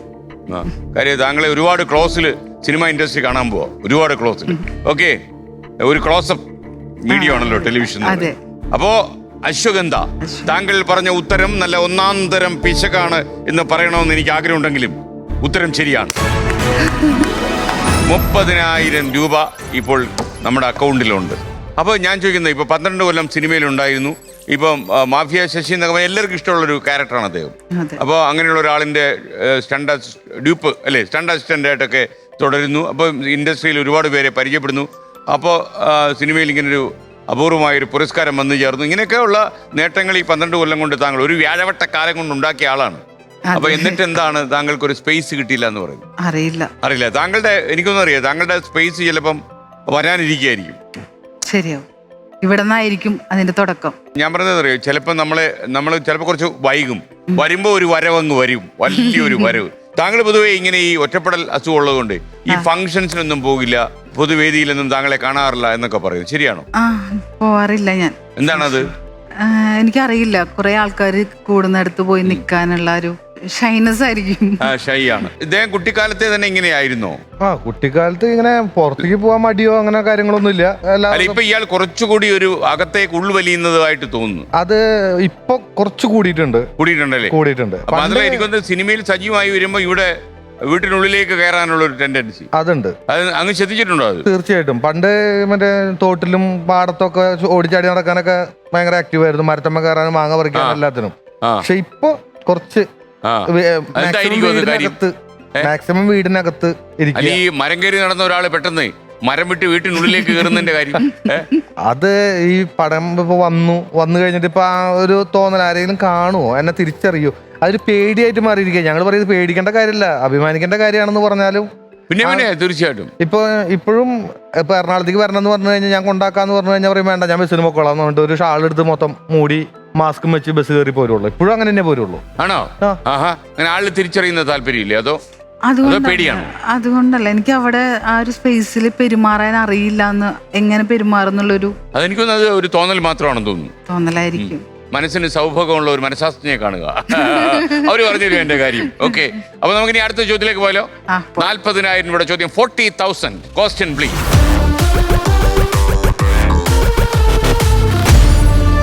ഒരു ഓഡിയോ കേൾപ്പിച്ചു തരാം, ഒരു പാട്ടാ കേൾപ്പിക്കാൻ പോന്നെ. പ്ലേ.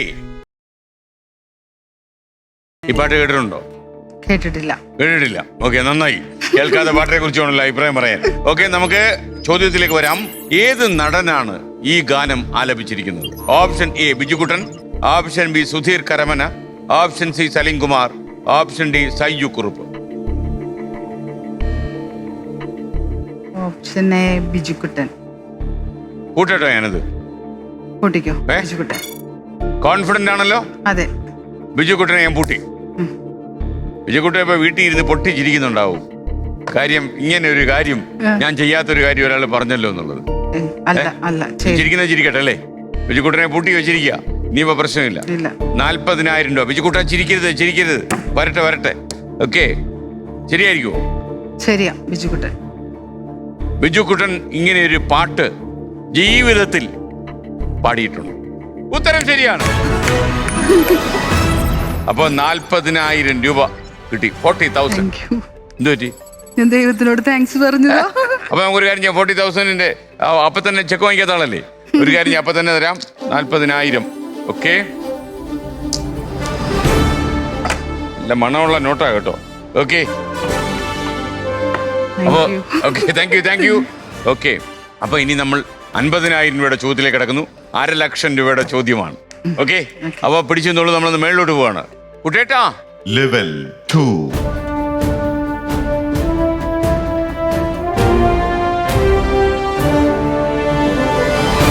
ഇനി നമുക്ക് 1,00,000 രൂപയുടെ ചോദ്യമാണ്. 50,000. ഈ പൈസ എല്ലാം കൂടെ കിട്ടിയിട്ട് എന്ത് ചെയ്യും? പൈസ ആവശ്യമുണ്ടോ ഇപ്പോ? എന്തിനാ പൈസ ഇപ്പൊ വേണ്ടത്? അത്യാവശ്യമായിട്ട് വേണ്ടത് എന്താ? എന്റെ വീടിന്റെ അടുത്തൊരു എന്റെ ഒരു ഫ്രണ്ടിന്റെ ഹസ്ബൻഡ് ഇങ്ങനെ തെങ്ങിന്ന് വീണിട്ട് അരക്കുന്ന കീഴ്പ്പെട്ട് തളർന്നിരിക്കുന്നുണ്ട്. 3 കുട്ടികളുണ്ട് അവർക്ക്, ചെറിയ കുട്ടികളാ. അപ്പൊ അവർക്ക് ഇങ്ങനെ പുറത്തുനിന്നുള്ള സഹായം കൊണ്ട് ഒരു വീടൊക്കെ വെച്ച് കിട്ടി, അങ്ങനെ ചെയ്യും. അപ്പൊ അവർക്ക് എന്തെങ്കിലും ഒരു ഹെൽപ്പ് ചെയ്യണം. താങ്കൾക്ക് ജീവിതത്തിൽ എന്താകാനായിരുന്നു ആഗ്രഹം ഈ സിനിമ കഴിഞ്ഞാൽ? സോഷ്യൽ പ്രവർത്തനമാണ് എനിക്ക്. സാമൂഹിക പ്രവർത്തനമാണ്. അതിന് അവസരം കിട്ടിയോ ജീവിതത്തില്? അവസരങ്ങൾ ഇങ്ങനെ വരുന്നുണ്ട്, എന്നെ കൊണ്ട് പറ്റാവുന്ന ഹെൽപ്പൊക്കെ ഞാൻ ചെയ്യുന്നുണ്ട്. ഓക്കെ, ഞാൻ ചോദ്യത്തിലേക്ക് കടക്കുന്നു. 1,00,000 രൂപയുടെ ചോദ്യമാണ്. Monitor please.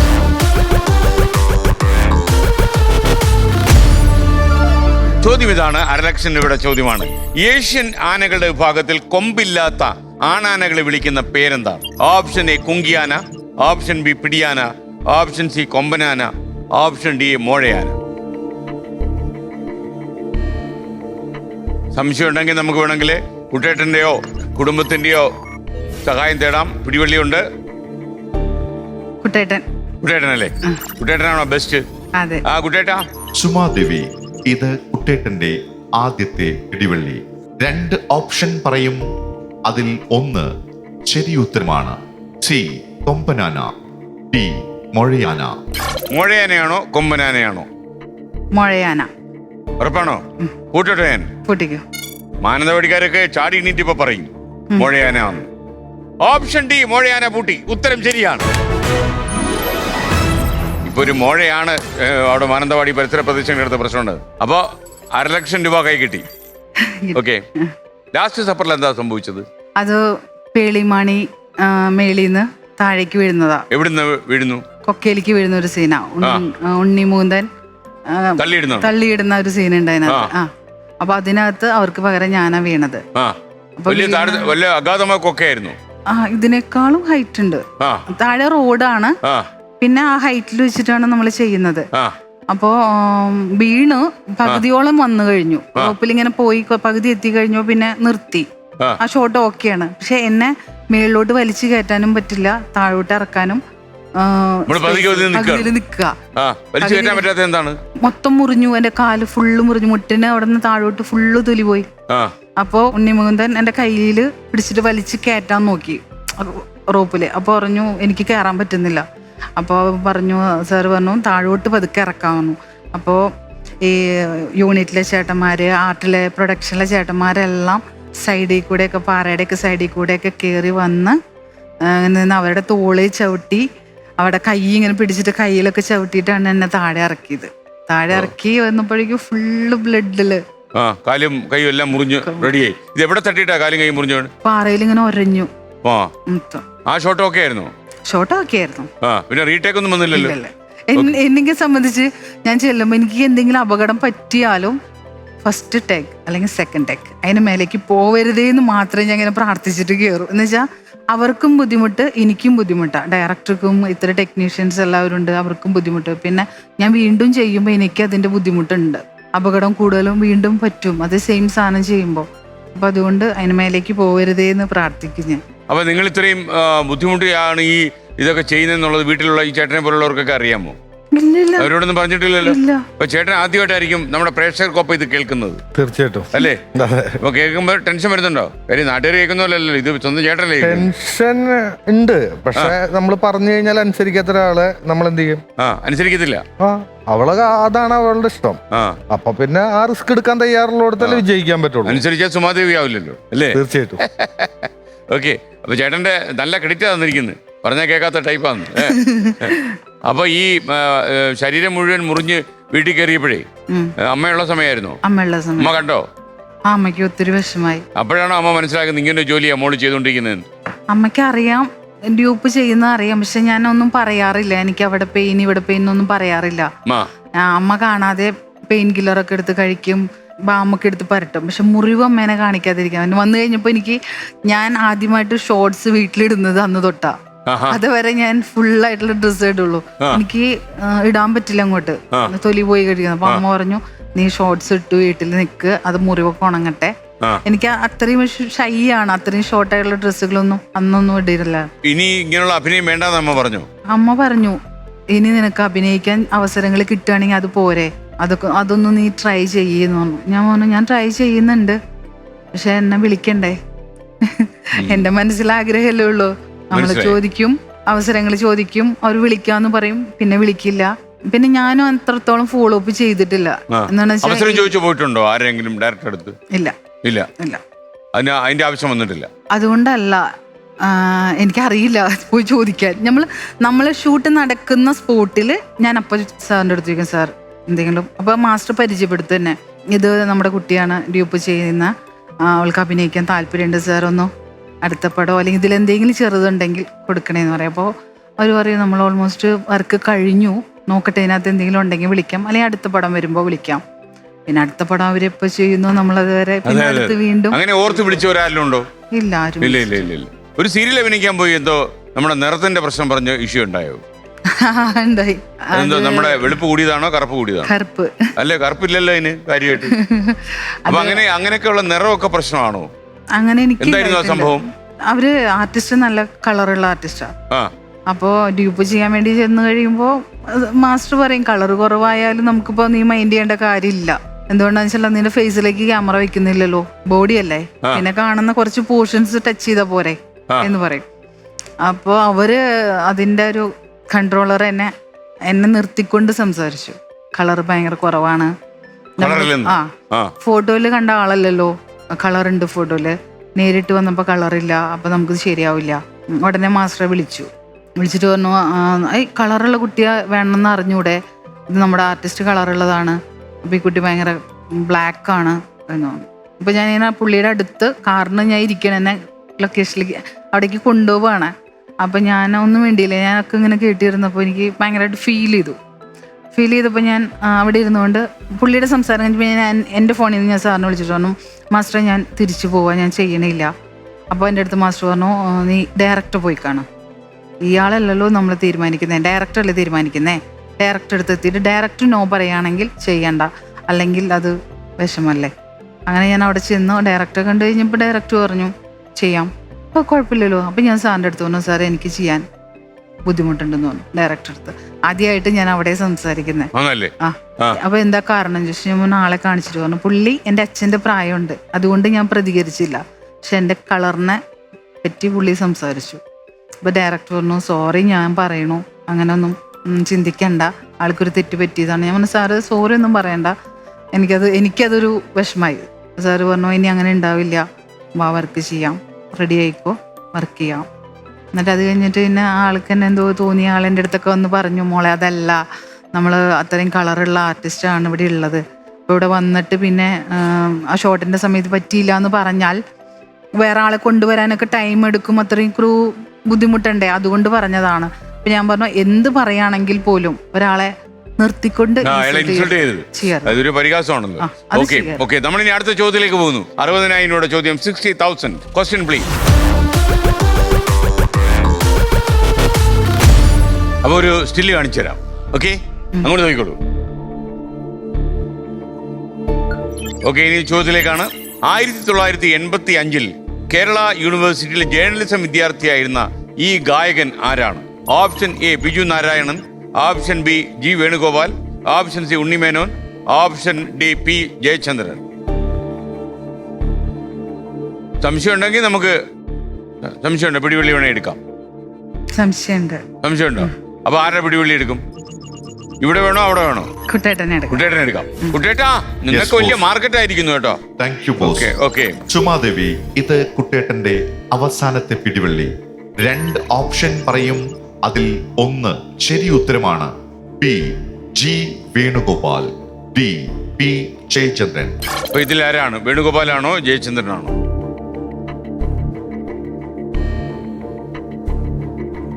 സമയം പ്രാർത്ഥിച്ച് സമയം കളയരുത്. ജി വേണുഗോപാൽ. പൂട്ടട്ടോ ഞാൻ? ഓക്കെ, 60,000 ചോദ്യമാണ്. പൂട്ടി. വിജയിച്ചാൽ 60, തെറ്റിയാൽ 5000. വേണുഗോപാലിന് താടിയുണ്ടോ? ടിവിയിലൊക്കെ കാണുമ്പോൾ താടിയില്ല. ഈ പടത്തിൽ താടി ഉണ്ടായിരുന്നല്ലോ. ആ, അത് നോക്കണ്ടേ? ഇപ്പൊ എന്താ ചെയ്യാ? മാറ്റാൻ പറ്റില്ലേ? അത് ഇനി മാറ്റാൻ പറ്റില്ലല്ലോ. പൂട്ടി വെച്ച് പൂട്ടി നല്ല സൂപ്പറായിട്ട് പൂട്ടി, വലിയ ഗോദ്രേജിന്റെ പൂട്ടായിട്ടേക്കുന്നു. അപ്പൊ നമുക്ക് ഒന്ന് ഹാർട്ട് ബീറ്റ് ചെക്ക് ചെയ്ത് നോക്കാം. ടെൻഷൻ ഉണ്ടോ നോക്കാമല്ലോ.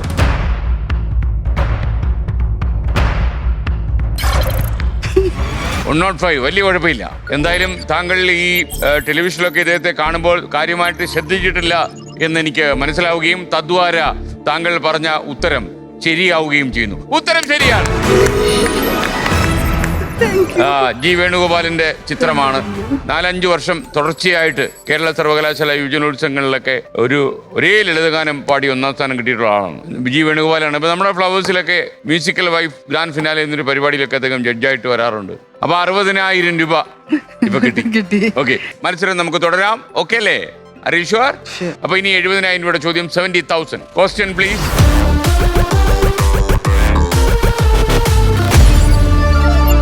ഇനി പറയുന്നവരിൽ ഏത് വ്യക്തിയാണ് ടേസ്റ്റ് ബഡ്സ് എന്ന പേരിലുള്ള കറി പൗഡർ ബ്രാൻഡ് 2007 ഈസ്റ്റേൺ ഗ്രൂപ്പിന് വിറ്റത്? Option A Mohanlal, option B Mammootty, option C Suresh Gopi, option D Jayaram. Option A Mohanlal. അദ്ദേഹത്തിന്റെ ഏതെങ്കിലും പടത്തിൽ ഡ്യൂപ്പായിട്ട് ചെയ്തോ? ചെയ്തിട്ടുണ്ട്. ഏത് പടം? ഗീതാഞ്ജലി, ഒടിയൻ, പുലിമുരുകൻ. പുലിമുരുകൻ ഏത് സീനിൽ അഭിനയിച്ചു? പുലിമുരുകനില് കമാലിനി മുഖർജി മാം ഓടി വന്ന് വെള്ളത്തിലേക്ക് ചാടുന്നുണ്ട്. ലാൽ സാറ് മമ്മൂക്കയുടെ ഏതെങ്കിലും സിനിമയില് മമ്മൂക്കയുടെ സിനിമയിൽ ചെയ്തു. ഏത് സിനിമ ചെയ്തു? The priest. ആ അതെന്നാ ചെയ്തിട്ടുണ്ട്. അല്ല, അപ്പൊ ഭാസ്കർ ദി റാസ്കൽ. അതേതായിരുന്നു സീന്? സീന് ലാസ്റ്റ് ക്ലൈമാക്സിൽ വെടികൊണ്ട് വെള്ളത്തിലേക്ക് വീഴുന്ന. ഓക്കെ, അപ്പൊ നമ്മള് മോഹൻലാലിനെ പൂട്ടി വെച്ചേട്ടോ. പൂട്ടി. അപ്പൊ നമുക്ക് ഇപ്പൊ അറിയാം മോഹൻലാലിനെ പൂട്ടി. Okay, ready. അപ്പൊ ഈ സീന് നമുക്ക് നോക്കാം. വെടികൊണ്ട് വിടുന്ന സീനല്ലേ പറഞ്ഞതിപ്പോ? Okay, play.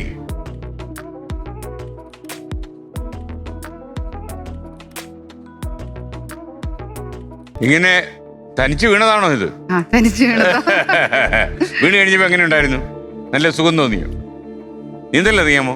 അറിയാം. അറിയാം. ഇപ്പൊ പ്രശ്നമില്ലല്ലേ? ഇല്ല, പ്രശ്നമില്ല. പക്ഷെ ഇവിടെ വലിയൊരു ഒരു ഫൗള് കാണിച്ചു. ഇപ്പൊ എനിക്കൊന്ന് എന്തായാലും ഇനിയിപ്പം മോഹൻലാലിന്റെ ലൊക്കേഷൻ കയറ്റുമെന്ന് തോന്നുന്നില്ല.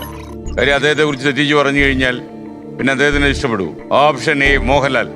ഇല്ല, തെറ്റല്ല. ഈ ടേസ്റ്റ് ബഡ്സ് എന്ന് പറയുന്ന കറി പൗഡർ ബ്രാൻഡ് അദ്ദേഹത്തിന്റെ ആയിരുന്നു എന്നാണോ താങ്കൾ വിശ്വസിക്കുന്നത്? ലാൽ സാറാണ് അങ്ങനെയുള്ള കാര്യങ്ങൾ ചെയ്യുന്നത്. അതുകൊണ്ടാണ് ലാൽ സാറിനെ പറഞ്ഞത്. മറ്റുള്ളവർക്കൊന്നും വ്യാവസായിക താല്പര്യം ഇല്ലെന്നാണോ പറയുന്നത്? ഇല്ല, നമ്മൾ ആഡ് കാണുന്നത് അങ്ങനെയാണോ? Option A Mohanlal. താങ്കളുടെ മനസ്സിൽ ഉള്ള ആ വിശ്വാസം ഉണ്ടല്ലോ, ആ വിശ്വാസം മാറ്റി എഴുതിക്കോളൂ. ഈ ഉത്തരം ശരിയാണ്. ഓപ്ഷൻ എ മോഹൻലാലിന്റെ ബ്രാൻഡായിരുന്നു, കറി പൗഡർ ബ്രാൻഡായിരുന്നു ടേസ്റ്റ് ബഡ്സ്. അതാണ് ഈസ്റ്റേൺ ഗ്രൂപ്പ് വാങ്ങിയത്. അപ്പൊ 70,000 രൂപ ഇപ്പൊ കിട്ടി. ഇനി 80,000 രൂപയുടെ ചോദ്യത്തിലേക്ക് 80,000. അപ്പോ താങ്കൾക്ക് ഒരു ഡ്യൂപ്പ് ആർട്ടിസ്റ്റ് ആയതുകൊണ്ട് ഒരു വേണ്ടുന്ന പരിഗണന ലൊക്കേഷനിൽ കിട്ടുന്നില്ല എന്ന് എപ്പോഴെങ്കിലും തോന്നിയിട്ടുണ്ടോ? അത് ഫീൽ ചെയ്തിട്ടുണ്ട്. ഉണ്ട്. അത് റിയാക്ട് ചെയ്യുമോ? അപ്പോ ഇല്ല, ഒന്നുമില്ല. റിയാക്ട് ചെയ്തില്ല. ഇല്ല. എങ്ങനെ ഫീൽ ചെയ്തു?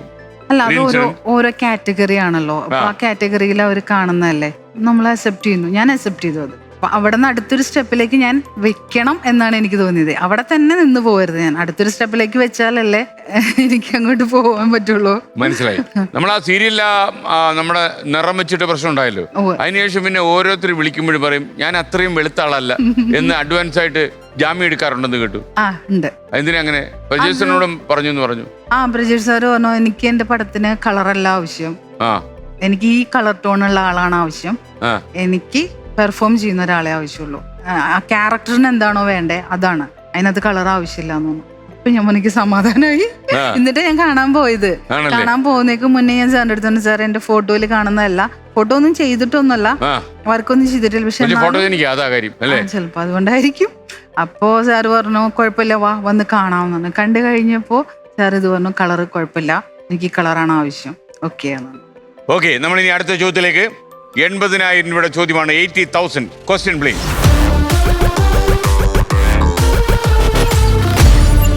ഇന്ത്യയുടെ പുതിയ പാർലമെന്റ് മന്ദിരത്തിൽ ആദ്യമായി ബജറ്റ് അവതരിപ്പിച്ച കേന്ദ്രമന്ത്രി ആരാണ്? Option A Amit Shah, option B Nirmala Sitharaman, option C V Muraleedharan, option D S Jaishankar. 80,000 രൂപയുടെ ചോദ്യമാണ്. പുതിയ പാർലമെന്റ് മന്ദിരത്തില് ബജറ്റ് അവതരിപ്പിച്ച കേന്ദ്രമന്ത്രി ആരെന്നാണ് എന്റെ ചോദ്യം. വിജയിച്ചാൽ 80 രൂപ, തെറ്റിയാൽ 7,000 രൂപ, പിന്മാറിയാൽ 35,000. ബികോം ആണ് കയ്യിലുള്ളത്, മറന്നു പോകരുത്. ബികോം ഫസ്റ്റ് ക്ലാസ് ആണോ മോഹൻലാൽ പറഞ്ഞ പോലെ? അല്ലല്ലേ? പിടിവള്ളി വേണോ? എടുക്കാം. അപ്പോ ആ ചോദ്യം ഒന്ന് വായിച്ചു കൊടുക്കാമോ? ഇന്ത്യയുടെ പുതിയ പാർലമെന്റ് മന്ദിരത്തിൽ ആദ്യമായി ബജറ്റ് അവതരിപ്പിച്ച കേന്ദ്രമന്ത്രി ആരാണ്? നിർമ്മല സീതാരാമൻ. ചേട്ടാ ഉറപ്പാണോ? വെട്ടിലാവരുത്. ഉറപ്പാണ് എന്നാണ് വിശ്വാസം. 80,000 ആണ്. വരാനുള്ളത് വഴിയിലും തങ്ങത്തില്ല, റെയിൽവേ ട്രാക്കിലും തങ്ങത്തില്ല. ബജറ്റ് അവതരിപ്പിക്കുന്നത് നിർമ്മല സീതാരാമൻ ആണല്ലേ? ഓക്കെ, വേണമെങ്കിൽ എടുക്കാം, എടുക്കാതിരിക്കാം. ചേട്ടന് വിശ്വാസമാണോ? വിശ്വാസം. ഓക്കെ, ചേട്ടൻ പറയുന്ന കാര്യങ്ങളൊക്കെ വിശ്വസിച്ച് ഇറങ്ങി തിരിച്ചിട്ട് കുഴപ്പമില്ല ഉണ്ടായിട്ടുണ്ടോ? അതൊക്കെ ഉണ്ടായിട്ടുണ്ട്. അതൊക്കെ ഉണ്ടല്ലേ? അപ്പൊ നമുക്ക് നിർമ്മല സീതാരാമനെ ലോക്ക് ചെയ്യാം അല്ലേ? നമ്മൾ പൂട്ടി.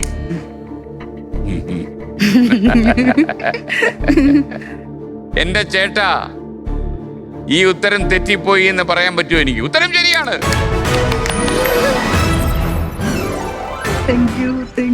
ചങ്കിടിച്ചോ? അപ്പോ 80,000 രൂപ ഒക്കെ കിട്ടി. അപ്പൊ ഒരു കാര്യം ചെയ്യാം, നമുക്ക് ബാക്കി 40,000 രൂപ കൂടെ തന്നു കഴിഞ്ഞാൽ നമ്മുടെ കച്ചവടം ശരിക്ക് പോവല്ലോ. Okay, ready?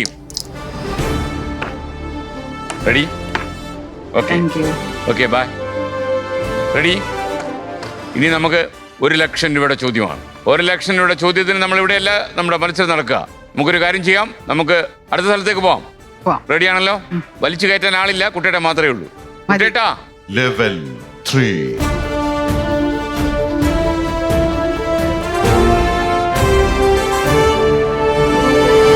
ഈ മാസ്റ്റർ ഒരു കാര്യം പറഞ്ഞല്ലോ, ദ സീക്രട്ട് ഓഫ് വുമൺ ചെയ്തതിനു ശേഷമേ ഇനി ഡ്യൂപ്പായിട്ട് അഭിനയിക്കണ്ട എന്ന് പറഞ്ഞു. കാര്യം നല്ലൊരു അഭിനേത്രിയുടെ ഒരു വേഷം കിട്ടി, ഒരു ബ്രേക്കായി. അപ്പൊ ഇനി അഭിനയിക്കണ്ടെന്ന് പറഞ്ഞു ഡ്യൂപ്പായിട്ട്. അത് അഭിനയിക്കാൻ പോയി തുടങ്ങിയപ്പോൾ എന്തെങ്കിലും അപകടങ്ങൾ പറ്റിക്കഴിഞ്ഞ് എന്തെങ്കിലും സംഭവിച്ചിരിക്കുകയാണെങ്കിൽ ആ സമയത്തായിരിക്കും നല്ലൊരു ഓഫർ വരുന്നത്. എന്ത് വർക്ക് ചെയ്താലും എനിക്ക് എന്തെങ്കിലും പറ്റാറുണ്ട്. അപ്പോ ആ സമയത്ത് ഇവിടെ ഇതുവരെ അപകടം പറ്റാത്ത ഒരു ഡ്യൂപ്പ് ചെയ്തിട്ടേ ഇല്ല. ഇല്ല ഇല്ല, റെക്കോർഡാ, വേൾഡ് റെക്കോർഡാണ്. പറ്റിയിരിക്കും അല്ലേ? പറ്റിയിരിക്കും. എന്തെങ്കിലും എന്തെങ്കിലും പറ്റിയിട്ടുണ്ടോ? ഫേസിനൊന്നും പറ്റില്ല. നമ്മുടെ ഷോൾഡർ, കാർ ആക്സിഡന്റ് ഒക്കെ ചെയ്യുമ്പോ നമ്മള് വണ്ടിയിലൊക്കെ തട്ടും. കാർ ആക്സിഡന്റ് എങ്ങനെയാ ചെയ്യുന്നത്? വണ്ടി വന്ന് ഇങ്ങനെ ടച്ച് ചെയ്യുമ്പോ അവര് റോപ്പിൽ നമ്മളെ പൊക്കും. പൊക്കി നമ്മള് കറങ്ങി വണ്ടിയുടെ അപ്പുറത്തൂടെ ചെന്ന് വീഴും. ചിലപ്പോ വണ്ടിയുമ തട്ടി ഒക്കെ നമുക്ക് അപകടം പറ്റും. അപ്പൊ ഷോൾഡർ തട്ടോ കാല് തട്ടോ ഒക്കെ ചെയ്യും. അപ്പൊ ഇതൊരു ടൈമിംഗ് അല്ലേ? ഒരു വലിച്ചു കയറ്റുന്നത് തെറ്റിയാ വണ്ടി വന്നിടിക്കും. അതെ. അപ്പൊ മാഫിയ ശശികളിലേക്ക് വന്നാൽ മാസ്റ്റർ പറഞ്ഞു എന്താ, വേറെ ഒന്നുമല്ല, ഇനിയിപ്പോ ചെറിയ നല്ല നല്ല ക്യാരക്ടറുകൾ വരുന്നുണ്ട്, അപ്പൊ നീ അതില് ശ്രദ്ധിക്കുക, ഡ്യൂപ്പ് ചെയ്യല് അധികം വേണ്ട, വല്ലതും പറ്റി പോയാലോ എന്നൊരു പേടിയായി. പിന്നെ എന്നാലും സാറ് മാസ്റ്റർ തന്നെയാണ് ഇപ്പൊ ബാന്ദ്രയിൽ വിളിച്ചത്, വേറെ ആരും വരാനില്ല ചെയ്യാൻ. ഇത്രയും ഹൈറ്റിൽ നിന്നായതുകൊണ്ട് ആർക്കും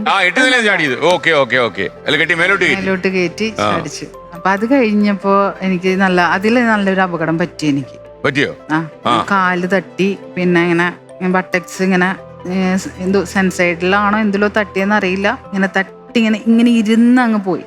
അപ്പൊ അങ്ങനെ ഞാൻ 1-2 ആഴ്ച ഇരിക്കാനും കിടക്കാനും പറ്റത്തില്ല, ഒന്നും പറ്റത്തില്ല. അങ്ങനെ പെയിൻഫുൾ ആയിരുന്നു അത്. ഓക്കെ, അപ്പൊ 1,00,000 ചോദ്യത്തിലേക്ക് ഞാൻ വരികയാണ്. ക്വസ്റ്റ്യൻ. അപ്പൊ നമുക്ക് ഒരു വീഡിയോ കാണാം. പ്ലേ.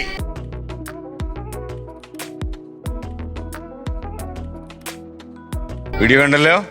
കണ്ട്. ഓക്കെ, 1,00,000 ചോദ്യമാണ്. ഇനി സൂക്ഷിച്ച് ഉത്തരം പറയണം. കാര്യം കൈ കിട്ടിയത് പോകരുത്. പിടിവള്ളികളൊന്നുമില്ല, ഒറ്റയ്ക്ക്. താങ്കൾ എപ്പോഴും പോരാടുന്ന ഒറ്റയ്ക്കല്ലേ? ഓക്കെ, വളരെ ഒറ്റപ്പെടലും ഏകാന്തതയൊക്കെ കൂടുതൽ അനുഭവിക്കാൻ ഇഷ്ടപ്പെടുന്ന ആളല്ലേ? ഓക്കെ, ചോദ്യത്തിലേക്ക്. ഇനി പറയുന്നതിൽ ഏത് മലയാള സിനിമയിലാണ് മോഹൻലാൽ ഈ ഗാനം പൂർണ്ണമായും പാടി അഭിനയിച്ചത്? ഓപ്ഷൻ എ വിഷ്ണു ലോകം, ഓപ്ഷൻ ബി ഒന്നാമൻ, option C Narasimham, option D A auto. Mohanlal തന്നെ ഈ ഗാനം പാടി, അതില് അദ്ദേഹം തന്നെ അഭിനയിച്ചു. വിഷ്ണു ലോകം. വീണയുടെ വിഷ്ണു ലോകം എന്ന് പറയാൻ പോയതാണ്. ഓക്കെ, പൂട്ടണോ? ഞാൻ 1,00,000 രൂപയാണ്. പൂട്ടോ? ഓപ്ഷൻ എ വിഷ്ണു ലോകം. ഒന്നുകൂടെ ആലോചിക്കണോ? വേണ്ട. പൂട്ടോ? ഞാൻ പൂട്ടി. ഇനിയിപ്പോ ഒന്നും ചെയ്യാനില്ല. അപ്പൊ ഇത് ഓരോരുത്തരുടെ ഓരോ വിധി എന്ന് പറഞ്ഞാൽ മതിയല്ലോ. ഇപ്പൊ നമുക്കൊന്നും ചെയ്യാൻ പറ്റില്ല. ഈ ഉത്തരം താങ്കൾ പറഞ്ഞത് 1,00,000 ചോദ്യമായിരുന്നു. പാഴായി പോയോ? ഇല്ല. ഉറപ്പാണോ? ചേട്ടന്റെ മുഖം നോക്കി. ചേട്ടൻ എന്താ പറഞ്ഞേ? ഓക്കെ, താങ്കൾ പറഞ്ഞ ഉത്തരം അത്ര തെറ്റല്ലെന്ന് തോന്നി. ഉത്തരം ശരിയാണ്. 1,00,000 താങ്കൾ കിട്ടിയിട്ടുണ്ട്. ഇനി 2,00,000 ചോദ്യത്തിലേക്ക് നമ്മൾ കടക്കുന്നു. 2 lakhs. Question play. ചോദ്യം ഇതാണ്. 200,000 rupees കോസ്റ്റ്ലി ക്വസ്റ്റ്യൻ.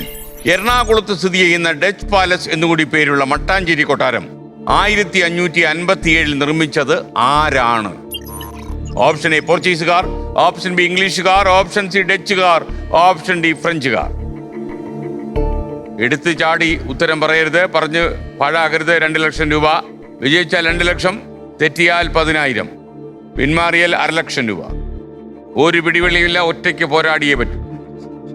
താങ്കൾക്ക് ഈ ഉത്തരം ശരിക്കും അറിയാം? അറിയില്ല. ഞാനൊരു കറക്കിക്കുത്ത് ചെയ്യാം. കറക്കിക്കുത്ത് ചെയ്താൽ ചിലപ്പം കിട്ടിയ കാശ് പോവില്ലേ? അങ്ങനെ ഒരു അപകടം ഇല്ലേ അതിനകത്ത്? കറക്കിക്കുത്ത് കറക്റ്റ് എടുത്താ കുത്തുന്നെങ്കിൽ രക്ഷപ്പെട്ടു, ഇല്ലെങ്കിൽ 8ാം നിലയിൽ നിന്ന് താഴെ വീഴും. തീരുമാനം പറഞ്ഞോളൂ. പോർച്ചുഗീസുകാരാന്ന് തോന്നുന്നു. പോർച്ചുഗീസുകാരാന്ന് തോന്നുന്നു. കൂട്ടണോ ഞാൻ? സിനിമയിൽ ഒരുപാട് റിസ്ക് എടുക്കുന്ന ആളാ. പോർച്ചുഗീസുകാർ. കൂട്ടട്ടോ? കൂട്ടി. ഓപ്ഷൻ എ പോർച്ചുഗീസുകാർ ഞാൻ പൂട്ടി.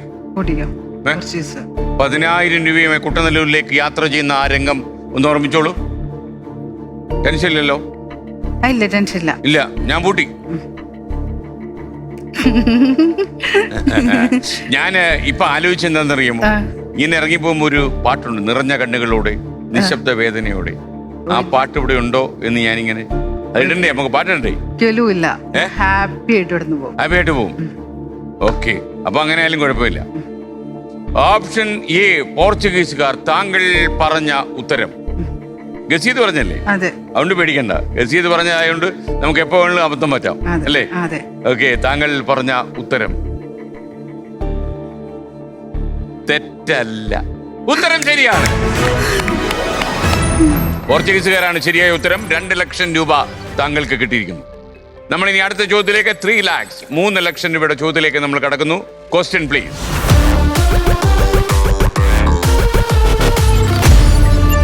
ഇനി പറയുന്നവരിൽ ഏത് വ്യക്തിയാണ് ഗാന്ധിജിയുടെ ജീവചരിത്രം വായിച്ച് പ്രചോദനം ഉൾക്കൊണ്ട് വീട്ടിൽ പരുത്തി കൃഷി തുടങ്ങിയത്? Option A Balamaniamma, option B Vaikom Muhammad Basheer, option C Lalithambika Antharjanam, option D Vallathol Narayana Menon. 3 lakh രൂപയുടെ ചോദ്യമാണ്. സൂക്ഷിച്ചുത്തരം പറയണം. വിജയിച്ചാൽ 3 ലക്ഷം, തെറ്റിയാൽ 20,000 രൂപ, പിന്മാറിയാൽ 1 ലക്ഷം. ലളിതാംബിക അന്തർജനം. അപ്പൊ ഞാൻ കൂട്ടട്ടോ?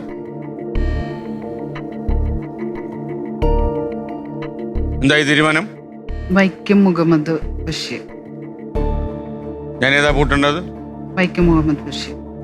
ഹരീഷ്,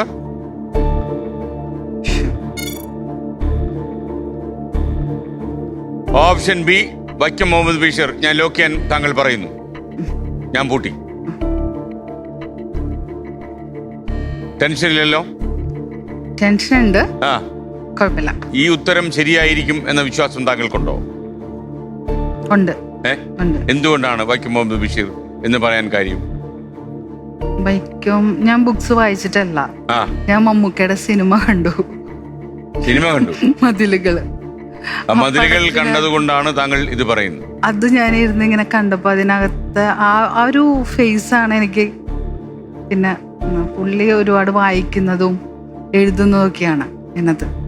ഓക്കെ, അപ്പോ ഐ എം വെരി സോറി, താങ്കൾ പറഞ്ഞ ഉത്തരം തെറ്റാണ്. വൈക്കം മുഹമ്മദ് ബഷീർ അല്ല. എന്നാൽ അതിൽ താങ്കൾക്ക് വിഷമം ഉണ്ടാകുന്ന ഒരു കാര്യം ഞാൻ പറയും. താങ്കൾക്ക് സംശയം വന്ന ഒരു ഉത്തരവുണ്ടല്ലോ, ലളിതാംബിക അന്തർജനം. അതാണ് ശരി ഉത്തരം. KP കേശവമേനോൻ എഴുതിയ മഹാത്മാഗാന്ധി എന്ന പുസ്തകം വായിച്ചപ്പോഴാണ് അന്തർജനത്തിന് ശരിക്കും ഈ പരുത്തി കൃഷി തുടങ്ങണമെന്ന് തോന്നി വീട്ടിൽ. ഓക്കെ, കുഴപ്പമില്ല. അപ്പോൾ 1 ലക്ഷം രൂപ കിട്ടേണ്ടതായിരുന്നു. ഇനി പിന്മാറിയിരുന്നെങ്കിൽ. എനിക്കൊരു സന്തോഷമുള്ളത്, താങ്കൾ അവിടെയും റിസ്ക് എടുത്തു. ഈ പേടിച്ചു നിന്നില്ല. സാധാരണ ഒരാളാണെങ്കിൽ ഈ 4 പേരൂടെ കാണുമ്പം കൈ കിട്ടിയതും കൊണ്ട് പോവാം എന്ന് വിചാരിക്കുമായിരുന്നു. പക്ഷേ കൈ കിട്ടിയതും കൊണ്ട് പോകാൻ തയ്യാറല്ല ഈ ആദ്യത്തെ സ്റ്റണ്ട് റാണി എന്ന് മനസ്സിലായി. ഓക്കെ, അപ്പോൾ താങ്കളുടെ കയ്യിൽ ഉള്ളത് 20,000 രൂപയാണ്. 20 വണ്ടിക്കൂലി കുട്ടനെല്ലൂർ വരെ പോകാനുള്ളതുണ്ട്. ഓക്കെ, ബാക്കി എന്തെങ്കിലും ഉണ്ടെങ്കിൽ അവർ കൊടുക്കുകയും ചെയ്യാം, അല്ലേ? ഓക്കെ, അപ്പൊ എന്തായാലും താങ്കളുടെ കരിയറിനെ കുറിച്ച് കൂടുതൽ അറിഞ്ഞു. ഒരുപക്ഷെ എനിക്കൊന്ന് താങ്കൾക്ക് ഇത് വലിയൊരു ഓപ്പണിംഗ് ആയിരിക്കും. ഓക്കെ, അപ്പൊ താങ്ക് യു.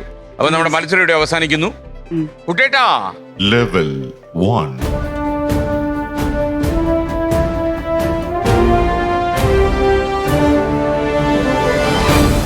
അപ്പൊ സുമാദേവി, നമ്മൾ യാത്ര പറയാൻ സമയമാകുന്നു. അപ്പൊ ഒരു സർട്ടിഫിക്കറ്റും അപ്പൊ 20,000 രൂപ കൈയോടെയും. അപ്പൊ ഇത് രണ്ടും കൂടെ. ഓക്കെ, അവിടേക്ക് നോക്കി ചിരിച്ചാൽ ക്യാമറമാൻ സന്തോഷമാണ്. Thank you. അപ്പൊ കാണാം. നല്ലതേ വരൂ. Okay, by.